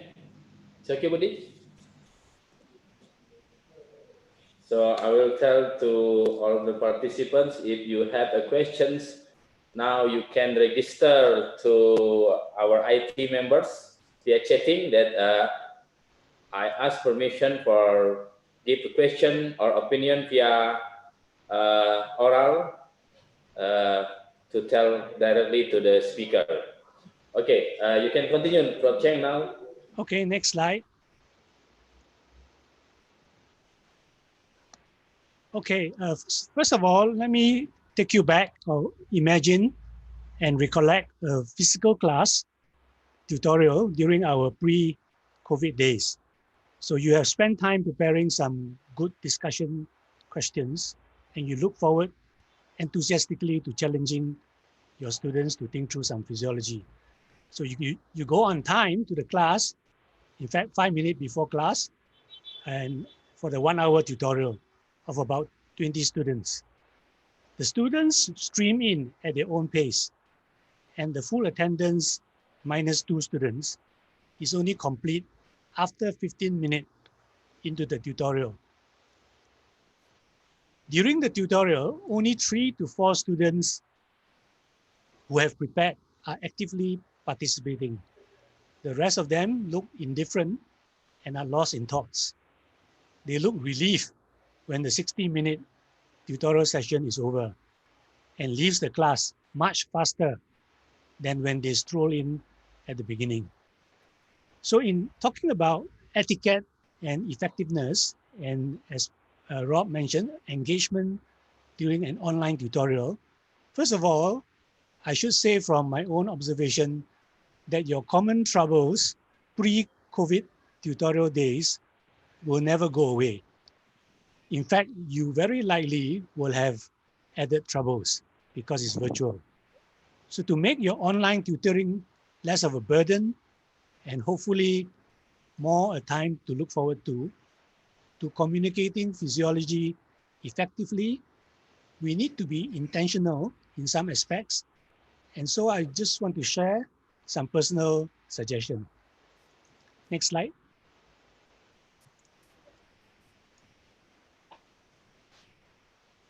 Okay, first of all is the aspect of punctuality. It is distracting both for the tutor and other students already online in the tutorial class. If other students stream in to class online, literally, so you insist on punctuality. So one way is to ask the class rep to text you only when all the students have joined online. Then you can appear for the class. However, unless you have a good rapport generally with the class, you could use 5 to 10 minutes before the official class time to catch up with the students. But punctuality still should be emphasized for those who are habitually late. Secondly, presence. In a physical class, you can still see the students who are dozing off or quietly replying to a message on their phone. For online class, I insist for my students in Malaysia to switch on their video. Some may genuinely say that their connections are poor with the video on, but the general guideline should be that all of them should be present with their faces. And with the video on, any student who wish to excuse themselves, perhaps for micturition reflex, should indicate by a show of hand, unmute and tell the reason, urinary or otherwise, before they leave the screen. This has the effect of being less discouraging for the rest of the class to see people leaving the screen at any time and for reasons unknown. So those of you who have done online classes will know the disconcerting feeling of talking to black boxes on the screen, assuming the student is still behind the black boxes. Next slide, please. So this is actually a session, not in Malaysia, but with a group of students in Myanmar, as well as with some of their teachers. So it shows you can feel that this is a good face-to-face personal interaction. The third point I want to just share is the aspect of participation. It is definitely easier to call names with faces than to call names with just a black box when posing a question to a specific student. Because of the audio lag time in most platforms, directing questions one student at a time may be very useful. If it is an open question, to prevent interference from too many unmuted mics, you should ask students who wish to respond to raise their hands. If more than one hand is raised, hopefully, then you can call out the specific student. Ask he or she to unmute and answer while the others can stay unmuted. This will make for a clearer, less background noise. Again, you can't raise your hand for others to see if your video is not on. Slide 4, next slide. My apologies if my Indonesian colleagues recognize their faces and their names here. This is the only photo I have of a Zoom session to illustrate the contrast between the previous slide, where all the faces are on, with this picture, if your audience are not all on with their faces. So I'm sure all of you will agree that of the two options, which one is the preferred and more ideal one, and which one I think is more effective when you are interacting with your students. Last slide. For an engaging tutorial, there is actually no difference whether you are in a physical class or whether you are online. The tutor is still responsible to prepare well and be creative and innovative with designing tutorial questions that challenge the students to think through and evaluate their own understanding. In fact, from experience, it can be harder to be engaging in the virtual space when you have less specific personal eye contact. You see less of the body language of the students in the tutorial. In the tutorial, if you do share screen with notes and even videos, it is a good idea to make them brief. You are not taking your students to the movies or for another mini lecture. The talking time and hearing students' responses make up most of the tutorial. In such a way, the students learn from us, and we also receive feedback to improve our own teaching so the students can learn better. I have called this homeostatic teaching. So these are very briefly some of my own personal observation from my experience with online tutorials. Thank you for listening.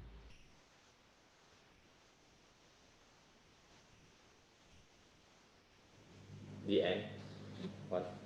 Okay, Cheng, is this enough for you? Because that's you enough, have yeah. time. Okay.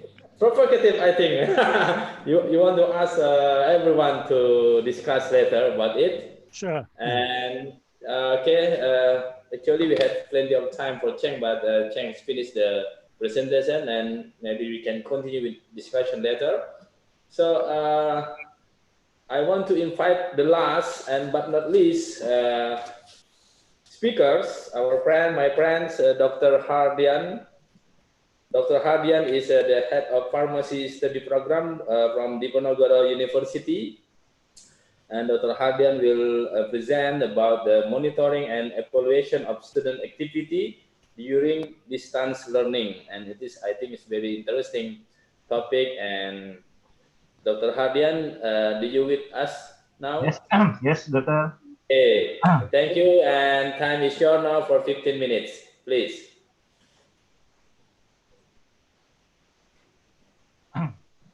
Good morning, everyone, and good morning, Prof, and good evening also, because we have different time. And Noriyuki Sensei, konnichiwa, Sensei, o genki desu ka? Arigatou gozaimasu. Arigatou gozaimasu, Sensei 𝒰𝓃𝒾𝓋𝓮 Sensei, and Assalamualaikum warahmatullahi wabarakatuh for our friends, and salam sejahtera for all us. Today, I want to present I think it's not new, and all of us already know about it, but maybe some of us not aware for this matter. So this is the situation of class during COVID-19 pandemic. It's empty, and we don't have anyone in the class, and we miss about it. So COVID-19 is changed the way we educate for future generation, is our students. We have to adapt the new condition that may be difficult for us and also for the student. And we have to do forced online learning. But I think this one is the good opportunity for us to conduct the new way to teach, and maybe some of us will prefer it than direct learning face-to-face in the class. So online learning offer opportunities for people who have limited access to education, such as in village or in the remote area that cannot go directly to the city. So, and also new paradigm for educators, and which dynamic courses of the high quality can be developed. And also allow students to participate in high quality learning situation when distance, time, and condition make real class learning is difficult or impossible, like just right now during COVID-19 pandemic. We have a lot of software for distance learning, like Zoom, Microsoft Teams, Google Meet, Cisco Webex, Google Classroom, and many more that maybe one of us have, or maybe not only one, but maybe two or three, maybe several methods that we use for our class. And to others who successfully participate in online program, students must be well organized, self-motivated, and possess a high degree of time management skill in order to keep with the pace of the course. But the problem is some students are not like that. Maybe we many times ask to the student during the class, hello, anybody there? Are you there? Are you still awake? Maybe are you still alive? Yeah. And we wait for a long time until somebody came up to answer us. It's not only, I thought the first time it's only me, but when we discuss with our colleagues, a lot of lecturers got the same experience. And are we sure our students still engage to our lecture? It's very difficult question to answer. Or maybe some of us don't care. We just do our job to teach. We can only see who are attending the class, but we do not know their activity during the lecture. Some of them say that I fell asleep in the class, I was playing an online game, I was watching TV, I was chatting with friends and social media, I not see the last 3 lectures, and many more things that they can say to us. And also we can find in the internet how to see the lecture. This is one example. That's funny Zoom background trick. Put yourself in looping video so you can skip the meeting. Yeah. So they teach the student how to skip the class. Yes, but we saw them in the monitor that looks like they active in the class. but they are not. And how we can monitor the student activity? The answer is difficult because I try to search on internet for MS Team, for example. There is no way to monitor their activity during the class. So I will share the idea how to monitor them. First, we have to prepare for teaching, such as we have to list of class member. It's very important, the list of class member. We have to get it, we will print it, so we can know who will attend the class today, for example.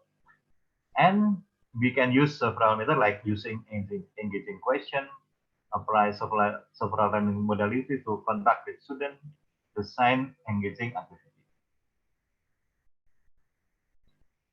So use engaging question. Using engaging questions enhance learning atmosphere and assesses student attention to the lecture. Like example from Prof Cheng and also Noriyuki. So we ask them, we have to see them live. We can not only the picture but also the video. We can asking question to engage students with open-ended question that connect to student understanding and goal of the lecture. But it's not necessary to scare students by ask them to study throughout the class, because some of students don't want to read before the class, and then they will skip the class or we just pretend, but they are not. We can use this discussion forum where each individual student get to participate, like Prof Cheng. They ask the student how to about something about the physiology, about the method, for example. Yeah, for example, you can apply. So how you can apply the physiology blood pressure regulation when you have patient with hypertension. Last night I got this question from Cheng, from Prof Cheng. When you have no question in physiology, you are physiologic genius. You are not thinking, nothing read. It's understood as you hyperalyzed, so you don't know what to ask. You are distracted from physio book to Facebook. You will only realize you have physio question in the clinical year. You can ask a question like this to the student in the middle of the class. We can also apply several learning modalities like visual, auditory, kinesthetic, and tactile for our teaching. Visual when for the student that learning through image and graphic, auditory for student learning through listening, kinesthetic for the student learning through bodily movement, and tactile through touch. For learning modality visual, usually students like to do practice. We can give them guided practice and give demonstration. Or we can use graph and image rather than text only. We can also provide student mind maps or ask them to create by them. And also encourage students to create organized notes. For auditory, we can encourage conversation and social learning scenario. We can talk to them using online during teaching, or we can provide podcasts for homework. We can ask the student to verbally repeat information that we already gave them during the teaching. And also for kinesthetic, we can encourage role for playing during learning. For example, like Dr. Imelda, they ask students to do some exercise, and also Prof Noriyuki, even Prof Noriyuki give example by himself and also followed by the student. And we can allow students to move around in the room, so we can watch them after their activity. For tactile, we can ask students to bring many props during online class and allow the student to touch and play with them. allow the student to doodle while they listen to you. Yeah. So this is the example. I'm sorry, Prof. Cheng, I use your picture and your video. Yeah, so like this, Prof. Cheng use dumbbell, yeah, and this to teach muscle physiology, and also use the chart for physiology of acid base balance. For singing RAS, yeah, we Prof. Cheng ask the audience to sing. Also draw for cardiovascular physiology, and even hunger, even courage to teach physiology teaching. We can ask the student to bring prop like this, and we can, of course, we have to bring it also, and we can do together with the student. And design and engaging activities. We can use virtual tools like whiteboard is supported by MS Teams, for example, online quiz, and also we can do activities related directly to both the class content and student interest. Students should see these activities as challenging and fun, not just another meaningless exercise for killing time. We can do online pop-up quiz. Yeah, when we do pop-up quiz, we have to ask ourselves, the question is what for student time? We can use the question that ask student to apply concept instead of simple fact recall. Multiple choice is good enough for monitoring, but not good to assess student creativity, and put limited time for student to taking the quiz. This is a sample using MS Teams. This is the result of pop-up quiz. Yeah, we can see some student is not attend in the class. Like this is, I'm sorry, I hide the name. They turn in 7 minutes, is late, and also 9 minutes, even not turn in the class. Just video or maybe laptop or phone, but nobody there. And we can use Google Form. We can tell students they are wrong until they are right. In summary, online learning is an opportunity for teacher and lecturer to provide high quality education when distance, time, condition make real class learning is not possible. There are several issues of online learning, like how to monitor student activity during learning, preparation, and creativity of teacher is necessary to keep students engaged with the class. Thank you, Dr. Ermita. As a chairman of Indonesian Society of Physiology, Prof. Cheng, and our teacher, and Dr. Irfannuddin as chairman of this meeting, and Dr. Santoso as Budita Santoso as moderator, and also this organizer. And also thank you for our friends on Indonesian Physiology Design Group, and also from the Diponegoro University Physiology Department. Thank you very much. Okay, you are welcome, Dr. Hardian, and very interesting. And the time still had plenty of time, actually, but it's okay that I believe that's all the speakers already gave their presentation, gave their ID, experience, knowledge, and all of it is very interesting for us to continue our activity, even in condition of lockdowns or no activity in direct come to campus. So we have plenty of time, still 30 minutes actually. We still have time for 30 minutes. So I would like to invite everyone who want to ask directly to the speakers for the sake of our speakers.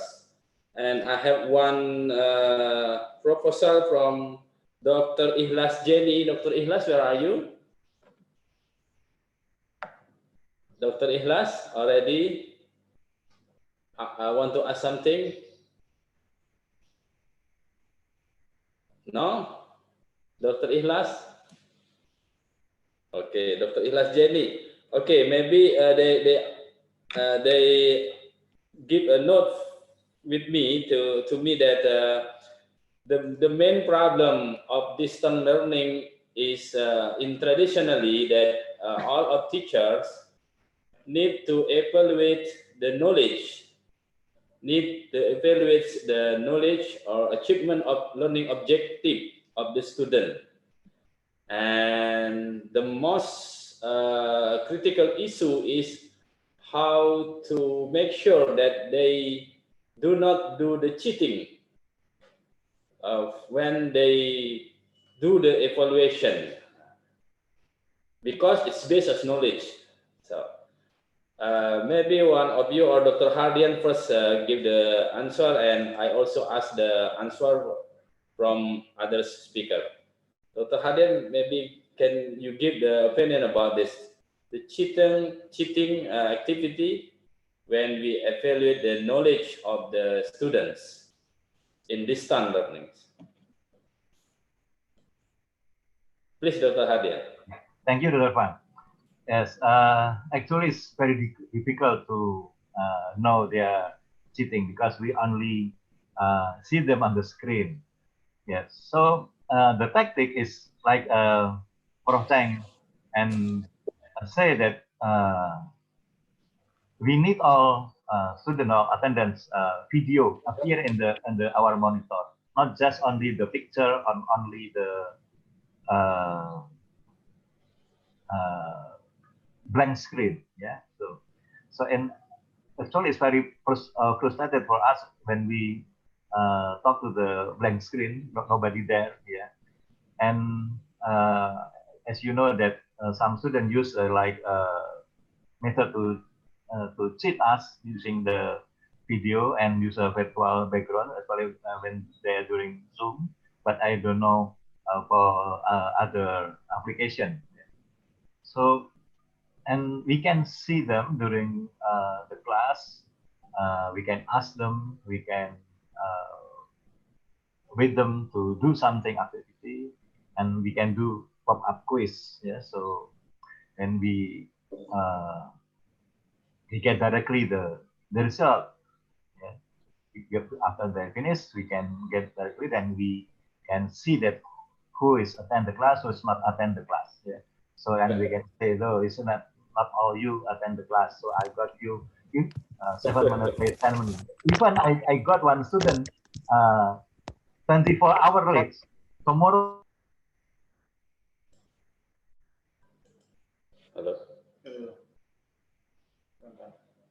Okay. Later, Dr. Hardian. Yes. Okay. Now, yeah, you can continue now. Yeah. Thank you, Dr. Fandi. So even I got one student answer the question that one day late. So they asked me. He asked me, can I still go to the exam? I think, oh no, it's not necessary because I know you are not in the class yesterday.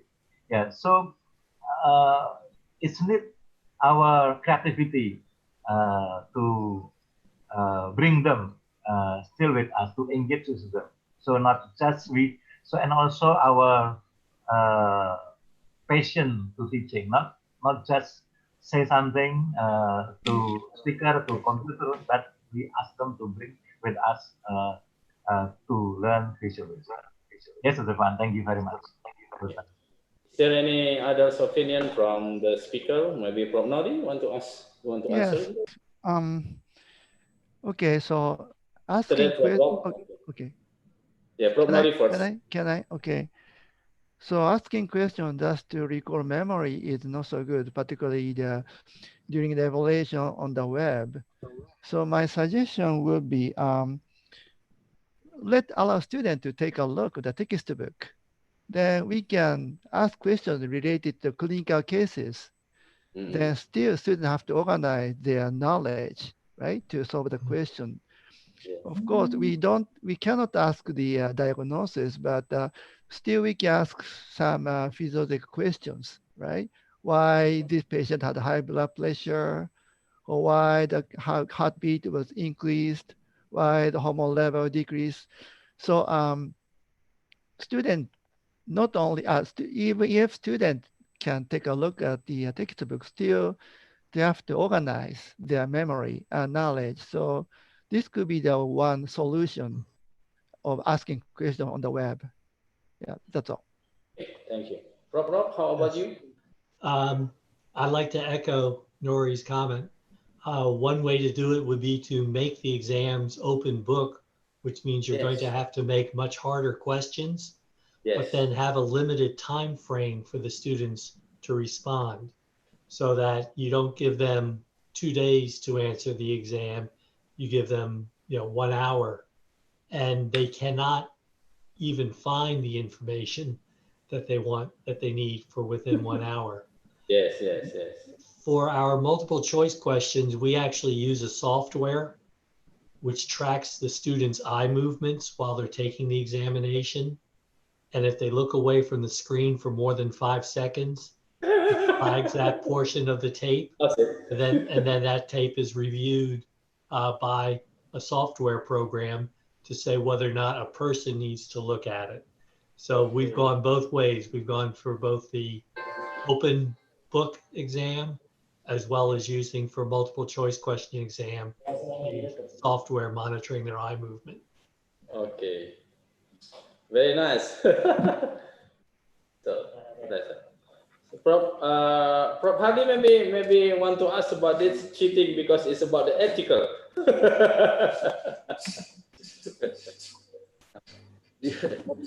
During my survey as educational council for South Sumatra, most of the students, especially from elementary school, junior high school, they are doing this homework through distance learning by their mothers or their parents.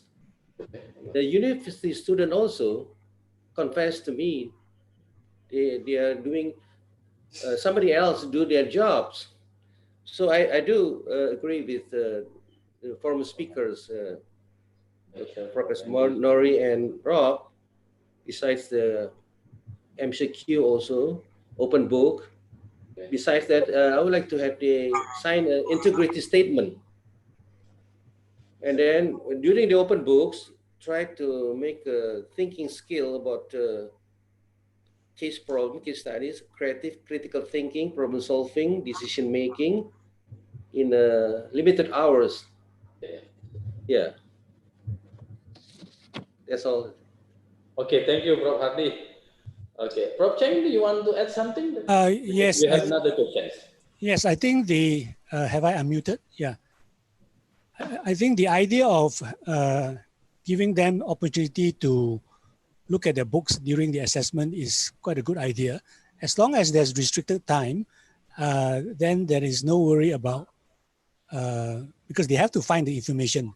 And I think if you do not know your physiology or your books, it takes a longer time to try to turn the pages.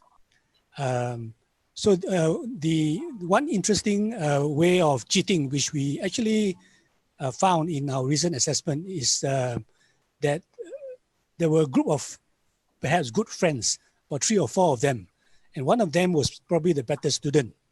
And so we found that the answers were identical. So it's most likely that while they were doing the test, the one who's the better student would text his or her friends, and they all repeated the same answers in the online assessment.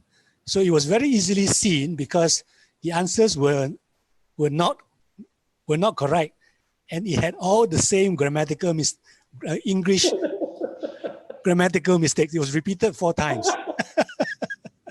So the department is still thinking about how to deal with this. The final exam is in July, so we will definitely take some action to warn the student.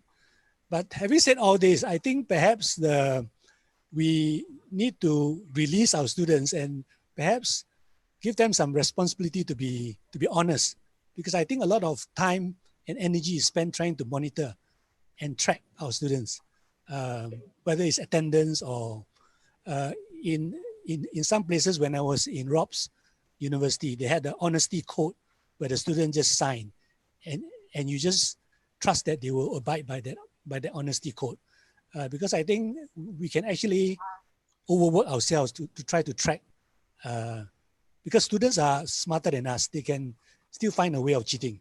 But I think as long as some of the guidelines are there, to some extent, I think we just have to, and maybe the coronavirus is making us trust the students.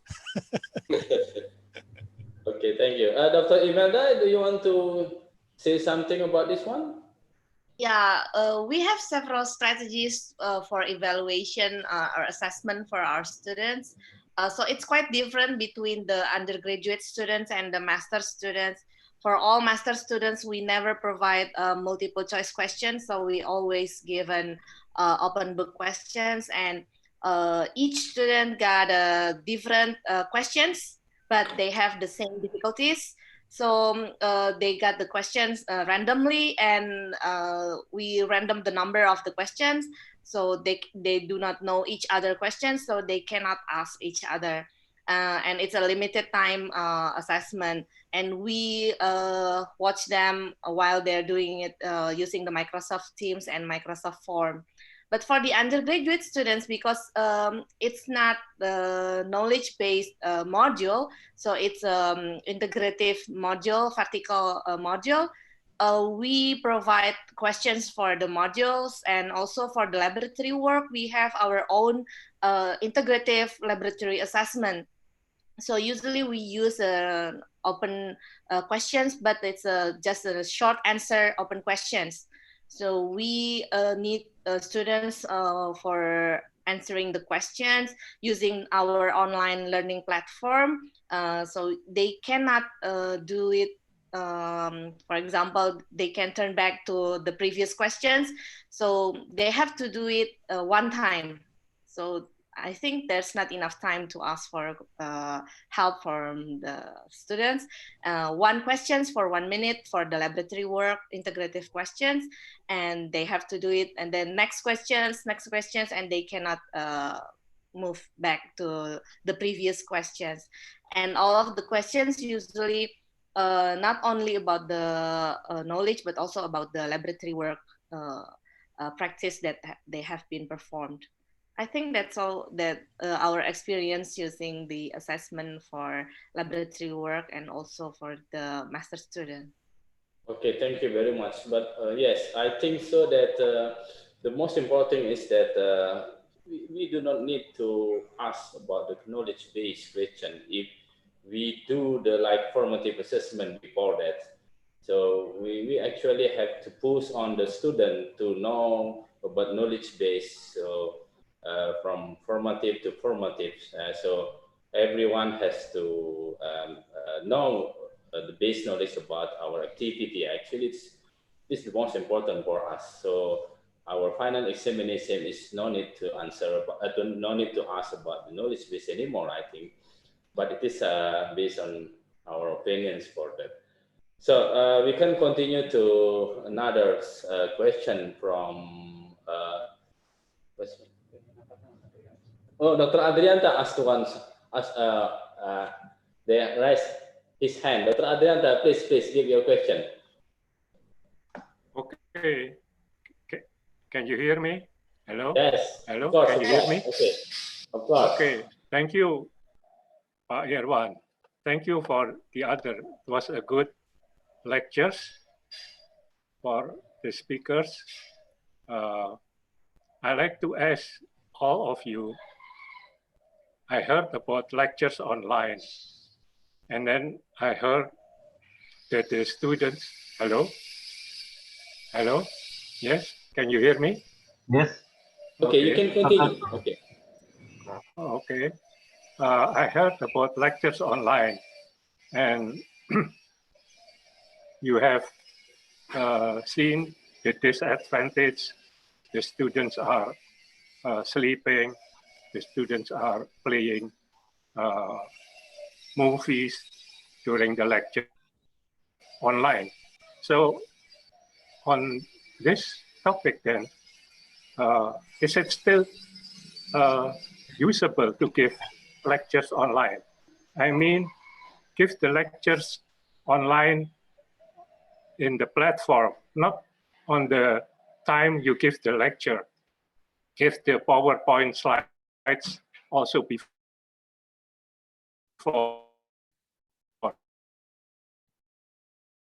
engage the student to ask the questions. It may be in the big class, it may be in the small class, but don't teach again on the time of your lecture as you have it done in the asynchronous way. I like to ask the opinion because now it's problem-based or team-based more. Then you don't need too much lectures. You need to go to the smaller class. So why you still think online lectures at the time of lecturing is good? Thank you. Dr. Adrianta is very interesting about how to keep the sustainability of the student to join with us while in online lectures. If I don't mistake what Dr. Adrianta means that. And it is same question from Duano. How to evaluate or monitoring their effective during the module? I think it's same. So is there any one of you, the speaker, who has opinion about it? Please, Dr. Prof or Prof Hardi, Dr. Hardian, to keep the student follow. Yes. Okay. Right. Yes. Okay. Please. In the US, we found that even when we record the lectures, before COVID, we would only have about 50% of the students come to class because the students can watch the recorded lecture. The students who watch it asynchronously actually report that they like the lectures very much because it gives them an idea of what the instructor is going to test on. So they're using the lecture to try and figure out what questions the instructor will write, and that works. There's a lot of physiology. We choose to lecture on the things we think are important, and we also test the things we think are important. So the students are using it as a shortcut to make sure they only focus on the things that we want to, or that will show up on the exam. Okay. In PBL, they have to learn broader physiology, and we need to shift more of the responsibility for learning onto the students, which is often not popular with the students. Okay. Okay. Is there any other opinion about it? Can I talk? Yes. Yes. Okay. Please. Yes. We do. Yeah. We do record the lecture when on the web, but we do not repeat the lecture so many times. We allow students just to watch, maybe 1 hour, 2 hours later. So because we think that lecture online is just substitute the face-to-face lecture. So hearing a lecture repeatedly or asynchronously is not what we expected. So this is what we thought, and this is a strategy that we are doing right now. Okay, thank you. Okay. Can I add something? Yes, yes, Dr. Imelda, please. So in our experience, for example, I am the head of the head module for the hematology and oncology module. So in my module, all lectures are recorded. So it's not just about giving the presentation or giving the PPT slides, but the lecture should explain about the slides. So all of the lectures, we have around 26 topics, all of them recorded, and we upload it before the module start. And we provide the lectures that has been recorded for the whole module, for the whole time of the module. So students can repeat it. They do not have to download it because they can just watch it from the Microsoft Stream. And it's only available for students that is attached with the module, so public cannot access the lectures. So for the content is safe. And also for each lecturers, I provide like an online, in our online learning platform, they will have each discussion forum for the students. So students are allowed to ask questions 2 times 24 hours.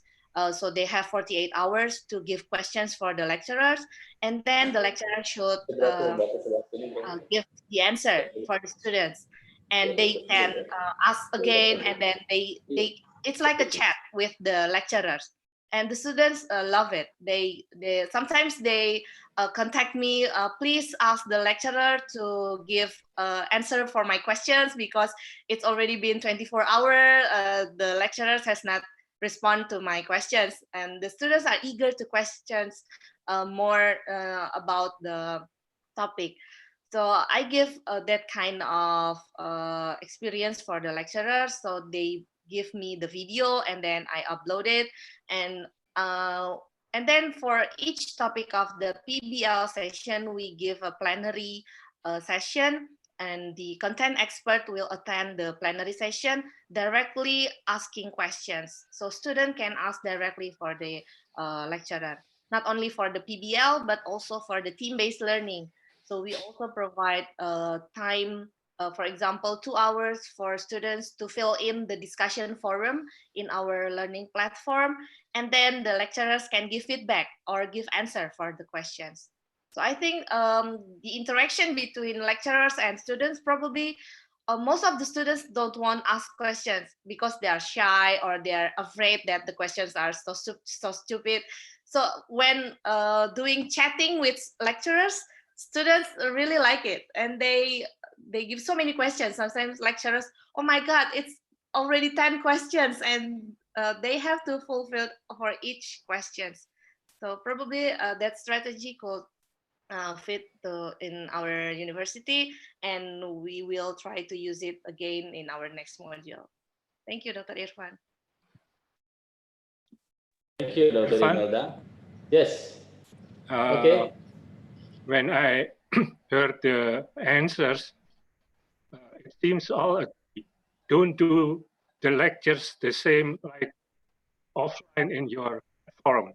Repeat it, like Professor Nori said, also Rob said, because the students have seen these lectures.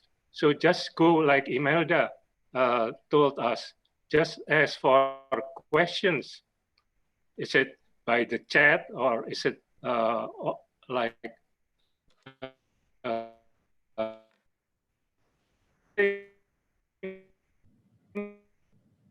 well, we have problem, Dr. Adrianta. This is done for all in Indonesia, for the students to ask. And yes, they are shy, but when they use the chat, maybe they can ask. So use your 90 minutes for lectures. Don't repeat the recorded one. Thank you for your... Okay. Actually, we have a small survey about the lecture that we start to record all our lecture actually for a flipped classroom, but it is not done yet because of the COVID.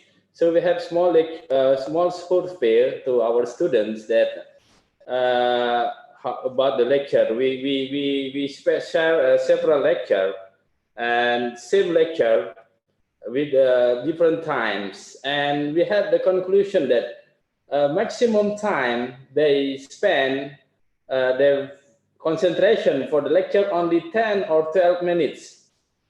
So that's why we ask for all of the teacher here that if you want to record your lecture, so record it, but maximum in 15 minutes, because after 15 minutes that the student already gone. Actually our lecture now is for recorded is not more than 15 minutes. And the most important thing is that I was said by the educators that the most important is how to give the stimulate lecture. Like Rob said, Koibuchi said that engage the lecture to make a student interesting. I think this is my opinion. Okay, I would like to continue to others' question. If anybody here the Dr. participant, Fan, can I say something, Dr. Fan? Siapa? Hardian, Dr. Fan, can I say Oh something? yes. Oh yeah, Dr. Hardian, please. Yeah, sorry, Dr. Fan. Yeah. So I agree with all the speakers. We have to not too long during the lecture. So under 20 minutes is more effective. So but the problem is sometimes our material is quite big, so we have to spread our lecture. So the problem is, and when we do the long lecture, I have the longest lecture that I have done is 5 hours. It's true, it's 5 hours. So I think it's better is every 20 minutes we break the lecture and then do the activity like Prof Cheng in the video, bring something and ask them to move the class in the class to do something. And also we have to remember that we are also human. We cannot 24 hours, 7 days engage with the students. So I think it's better we keep the time for us, keep just during the teaching, and then other we have to do something else for our work. Yeah. So it's not necessary, for my opinion, it's not necessary to do 24 hours, 7 days engage with the lecture. Thank you very much, Dr. Irfan. Dr. Irfan. Dr. Hardian. Dr. Irfan. Yes. Irfan, please. Yes, please. Who is it? Prof. Hardi. Oh, Prof. Hardi. Yes, of course, Prof. Hardi, please. According to my experience, and it's better to do the hybrid system. Online lectures still good. Then combination with PBL and tutorial, everything. I was so interested during PBLs. For the first time, we used it in 80s. But after that, we know the result of the students become a silo, deepen in a certain area, but not very broad, integrated.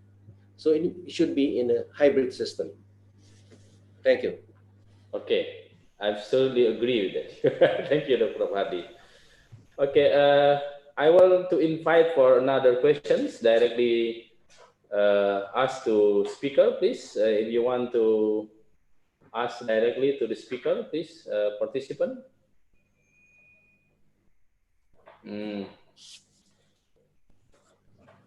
No? How about the psychomotor for the laboratory? That one question from participant that they confuse to evaluate the psychomotor in distance learning. And yeah, I so believe that it is very difficult to examine the psychomotor.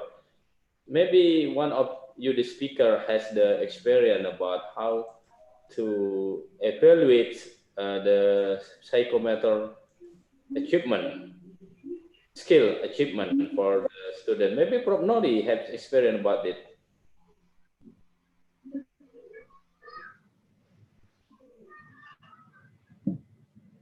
Well, I still don't have so much experience about the how to evaluate such a skill.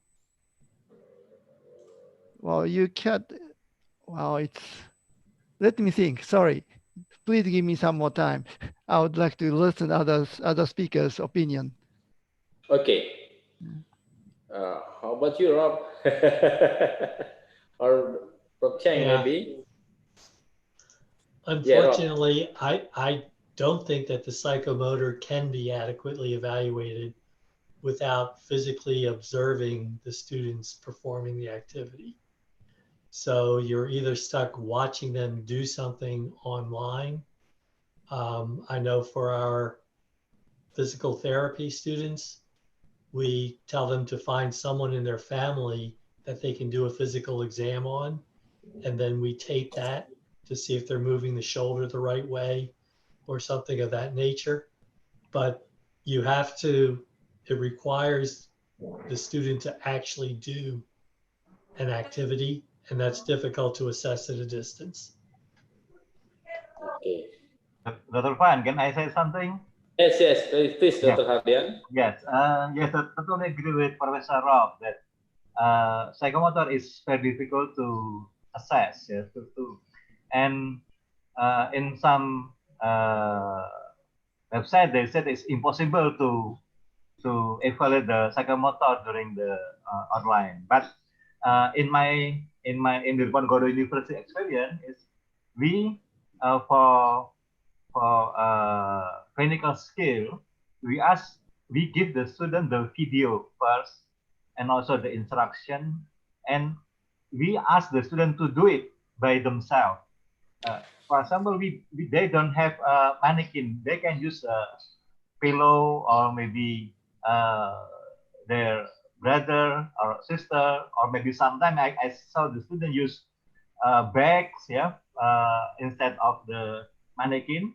But they make a video and then send to their Google Drive, and they give the link to me, and I evaluate their video one by one. I'm watching their video. I think it's the one of way to evaluate the psychomotor during COVID. Thank you, Dr. Fan. Thank you very much. So actually, we have only 5 more minutes for discussion session before we end the session. Actually, I have one issue, but and as a moderator, I want to share to this very important issue for this meeting. I think about the role of teacher, as a role model. As you know that when we do the direct meeting with the students in the class, in the tutorial, in the laboratory activity, a teacher, can be a role model. We can give example how we talk, how we do interaction with the student, and because of the distant learning.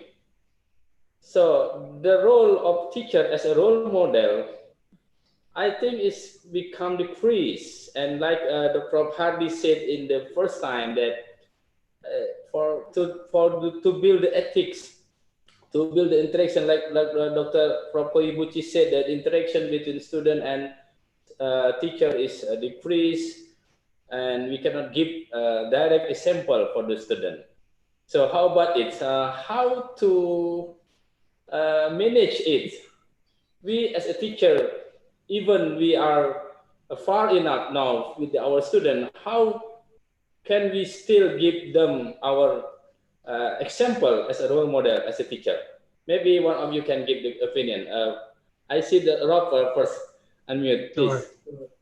I would like to go back to Cheng's presentation, where when you have a small group activity, showing up on time, showing up prepared, and making sure that you are doing everything that you expect of the students. So role modeling by being respectful when they talk and not speaking over them, by encouraging talk, and by not, if a student says something, don't say, no, that's wrong, but to explore it. So there's a lot of role modeling that we need to do. And one thing that's awkward for me as someone who's a little older is I've got to get more familiar with technology, because the students, if you're fumble with the technology while you're trying to use it, the students immediately disconnect from what's going on.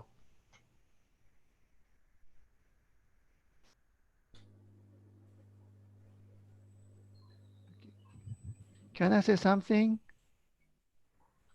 Please, Prof. Nori. Yeah, please, Prof. Nori. After that, Dr. Hardian. Okay. Okay.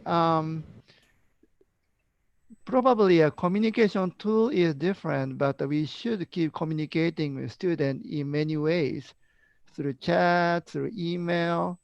And actually, I come to receive more email from students, probably because students keep staying alone with, and the tool that they can use is emails, lines, and the SNS. So what I doing right now is I keep correcting them email from student because their emails always like, as you know, we have to be more polite to the elderly people or according to our tradition. So the format of writing email to friend and to teacher should be different, right? So I keep correcting the email to student, and students are very thankful on my behavior. And also I received a lot of questions about their mental status. So I try to answer as clear as possible. And sometimes I call to the student and I chat through the Zoom. So communication too could be different, but you have to keep communicating with them. Although it may not be the face-to-face, but still communication is important as a role model. Yeah. Okay, thank you, Prof. Nori. Dr. Hardian, please. Yes, thank you, Dr. Fan. As Dr. Noriyuki said, that communication is very important. So we have to keep communication with them. And also we have to give example like politeness, and also sometimes as Professor Noriyuki do that, I correct how they send a message to me, and also I also not like this how to say something to to a more old person. Then we have we have to give the example for them. So, and also I use a WhatsApp to create a group with students, and also they can ask me freely, and also I can answer them. Sometimes I give them the literature, so they can study and they ask to me. So the point is we have to maintain the communication, and we do as polite as possible, as good as possible. Thank you, Dr. Pan. Thank you. Prof. Cheng and Prof. Hardi, Dr. Imelda. Prof. Hardi, maybe? Okay. Yeah, thank you. Role model? The role model, you cannot substitute the role model by the distant learning. As I mentioned before, that you can do the basic medical knowledge, but attitude and clinical skill or physiological skill is very difficult to do that. Although you do the skill lab, maybe you can do the standardized patient. During the chat, email is good to give the politeness and everything.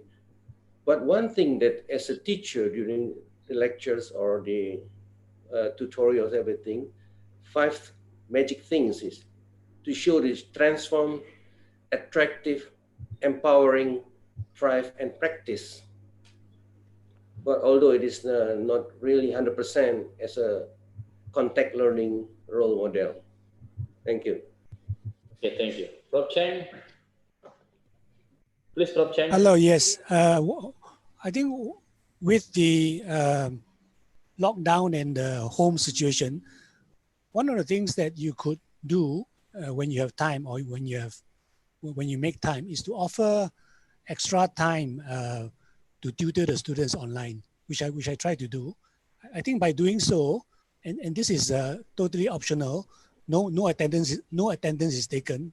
I tell the students, whoever interested, come online for an extra 45 minutes for an hour, and it can be on a specific topic, so that they have more time to interact with you. And when you do this, I think you show to the students that you are interested in their progress, in their learning, because now they do not have so much physical face-to-face time to ask you. So so I think that is one thing you can do at their own convenience. Could be an evening or morning or whatever. even if it's a small group of students who are interested, you could offer your time to answer their questions. Thank you. Yeah. Okay. And last one, Dr. Imelda, do you have any opinion about this one? Yeah, based on my experience, I think it's for being a role model, we have to be consistent. Not saying A, but we never do A. So students student will see whether you're not doing the same thing. So usually I always try to, every physiologist in Universitas Indonesia, we all try to be punctual for time. So when students got late, they know that they cannot attend, or they will very, very sorry to enter the room. And actually we don't get mad, but we have a strict regulation. And but after the class, if they want to ask questions, or they want to interact, or they still want to explore something, we never close our doors. So they can just ask us, and because we try to be their friends, but not as their friend, we still are their teachers. So they keep their politeness, and sometimes if their appearance is not that good, that we can say them, oh, your clothes is not appropriate. We can say that to them. But we also show a consistency with our attitude. So the students can see that, yeah, we cannot play something with this teacher. So they already know each character of their teachers. I think consistency is important, and also honesty. Thank you. Thank you very much, Dr. Imelda. So I believe that we want to still in together, but unfortunately that the times has come that we have to end the session. Our IT team already see my face several times to cut down the line. So I'm afraid that we have to end this conference, and very interesting conference, I think, and very useful for all of us. And thank you very much for all the speakers. Before we end the session, I want to ask Dr. Ermita to give maybe some several speech, just 1 minute or 2 minutes, Dr. Ermita, for our closing time to the conference, please.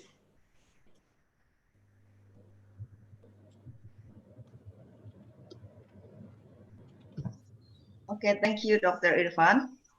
I would like to thanks to all the speakers again for the very excellent lectures today, and then for the participants that still stay with us until now. Thank you very much. And for all the IPS members, I hope you can get benefit from our webinar, our conference today. Hopefully we will have another webinar or conference later. And thank you for all of you. And then for Dr. Irfan, thank you very much. And Dr. also. Thank you. See you next time. Thank you. You are welcome. Okay. You are welcome, Dr. Ermita. So unfortunately that we have to end our conference session.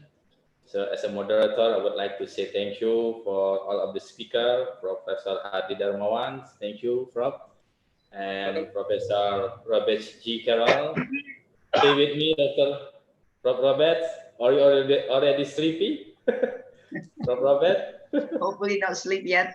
Thank you very much, Prof. Robert, and Professor Noriyuki Koibuchi. Thank you so much. Thank you so much. And Prof. Cheng. Thank you, Prof. Cheng, and Dr. Imelda. Thank you very much, and Dr. Hardian. Thank you very much. Okay, and also thank you very much for all the participants that we already use this Zoom links for 3.5 hours, almost 4 hours, and it's very interesting, so that we cannot realize that the time is already 3.5 hours. very interesting topic, and I hope we can do it again in the future with different topics, Dr. Ermita maybe, and for all of the participants that there are so many messages come to us about the certificate, Dr. Ermita. So that don't worry that we will send to you the certificate via email, and please keep in touch with us. And I also want to say thank you for our leader, faculty leader, and university leader, Universitas Sriwijaya, of my dean, and my rector, my president of university that has given us a facility for this web conference. Thank you very much. See you again. Bye-bye. Arigatou gozaimashita. Thank you. Assalamualaikum. Bye-bye. See you again. Okay.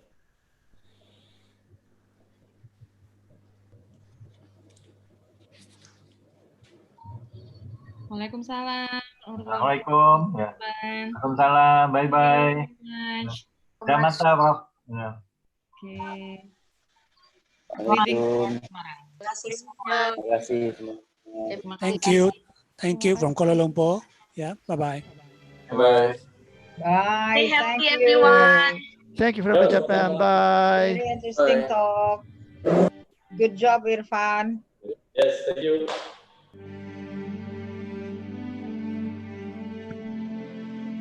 Thank you.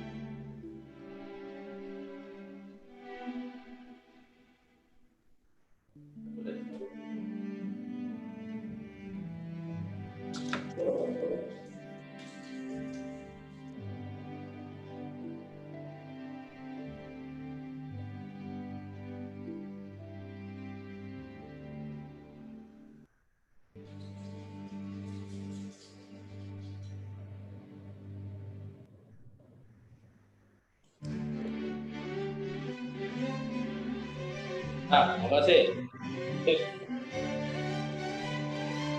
Langsung.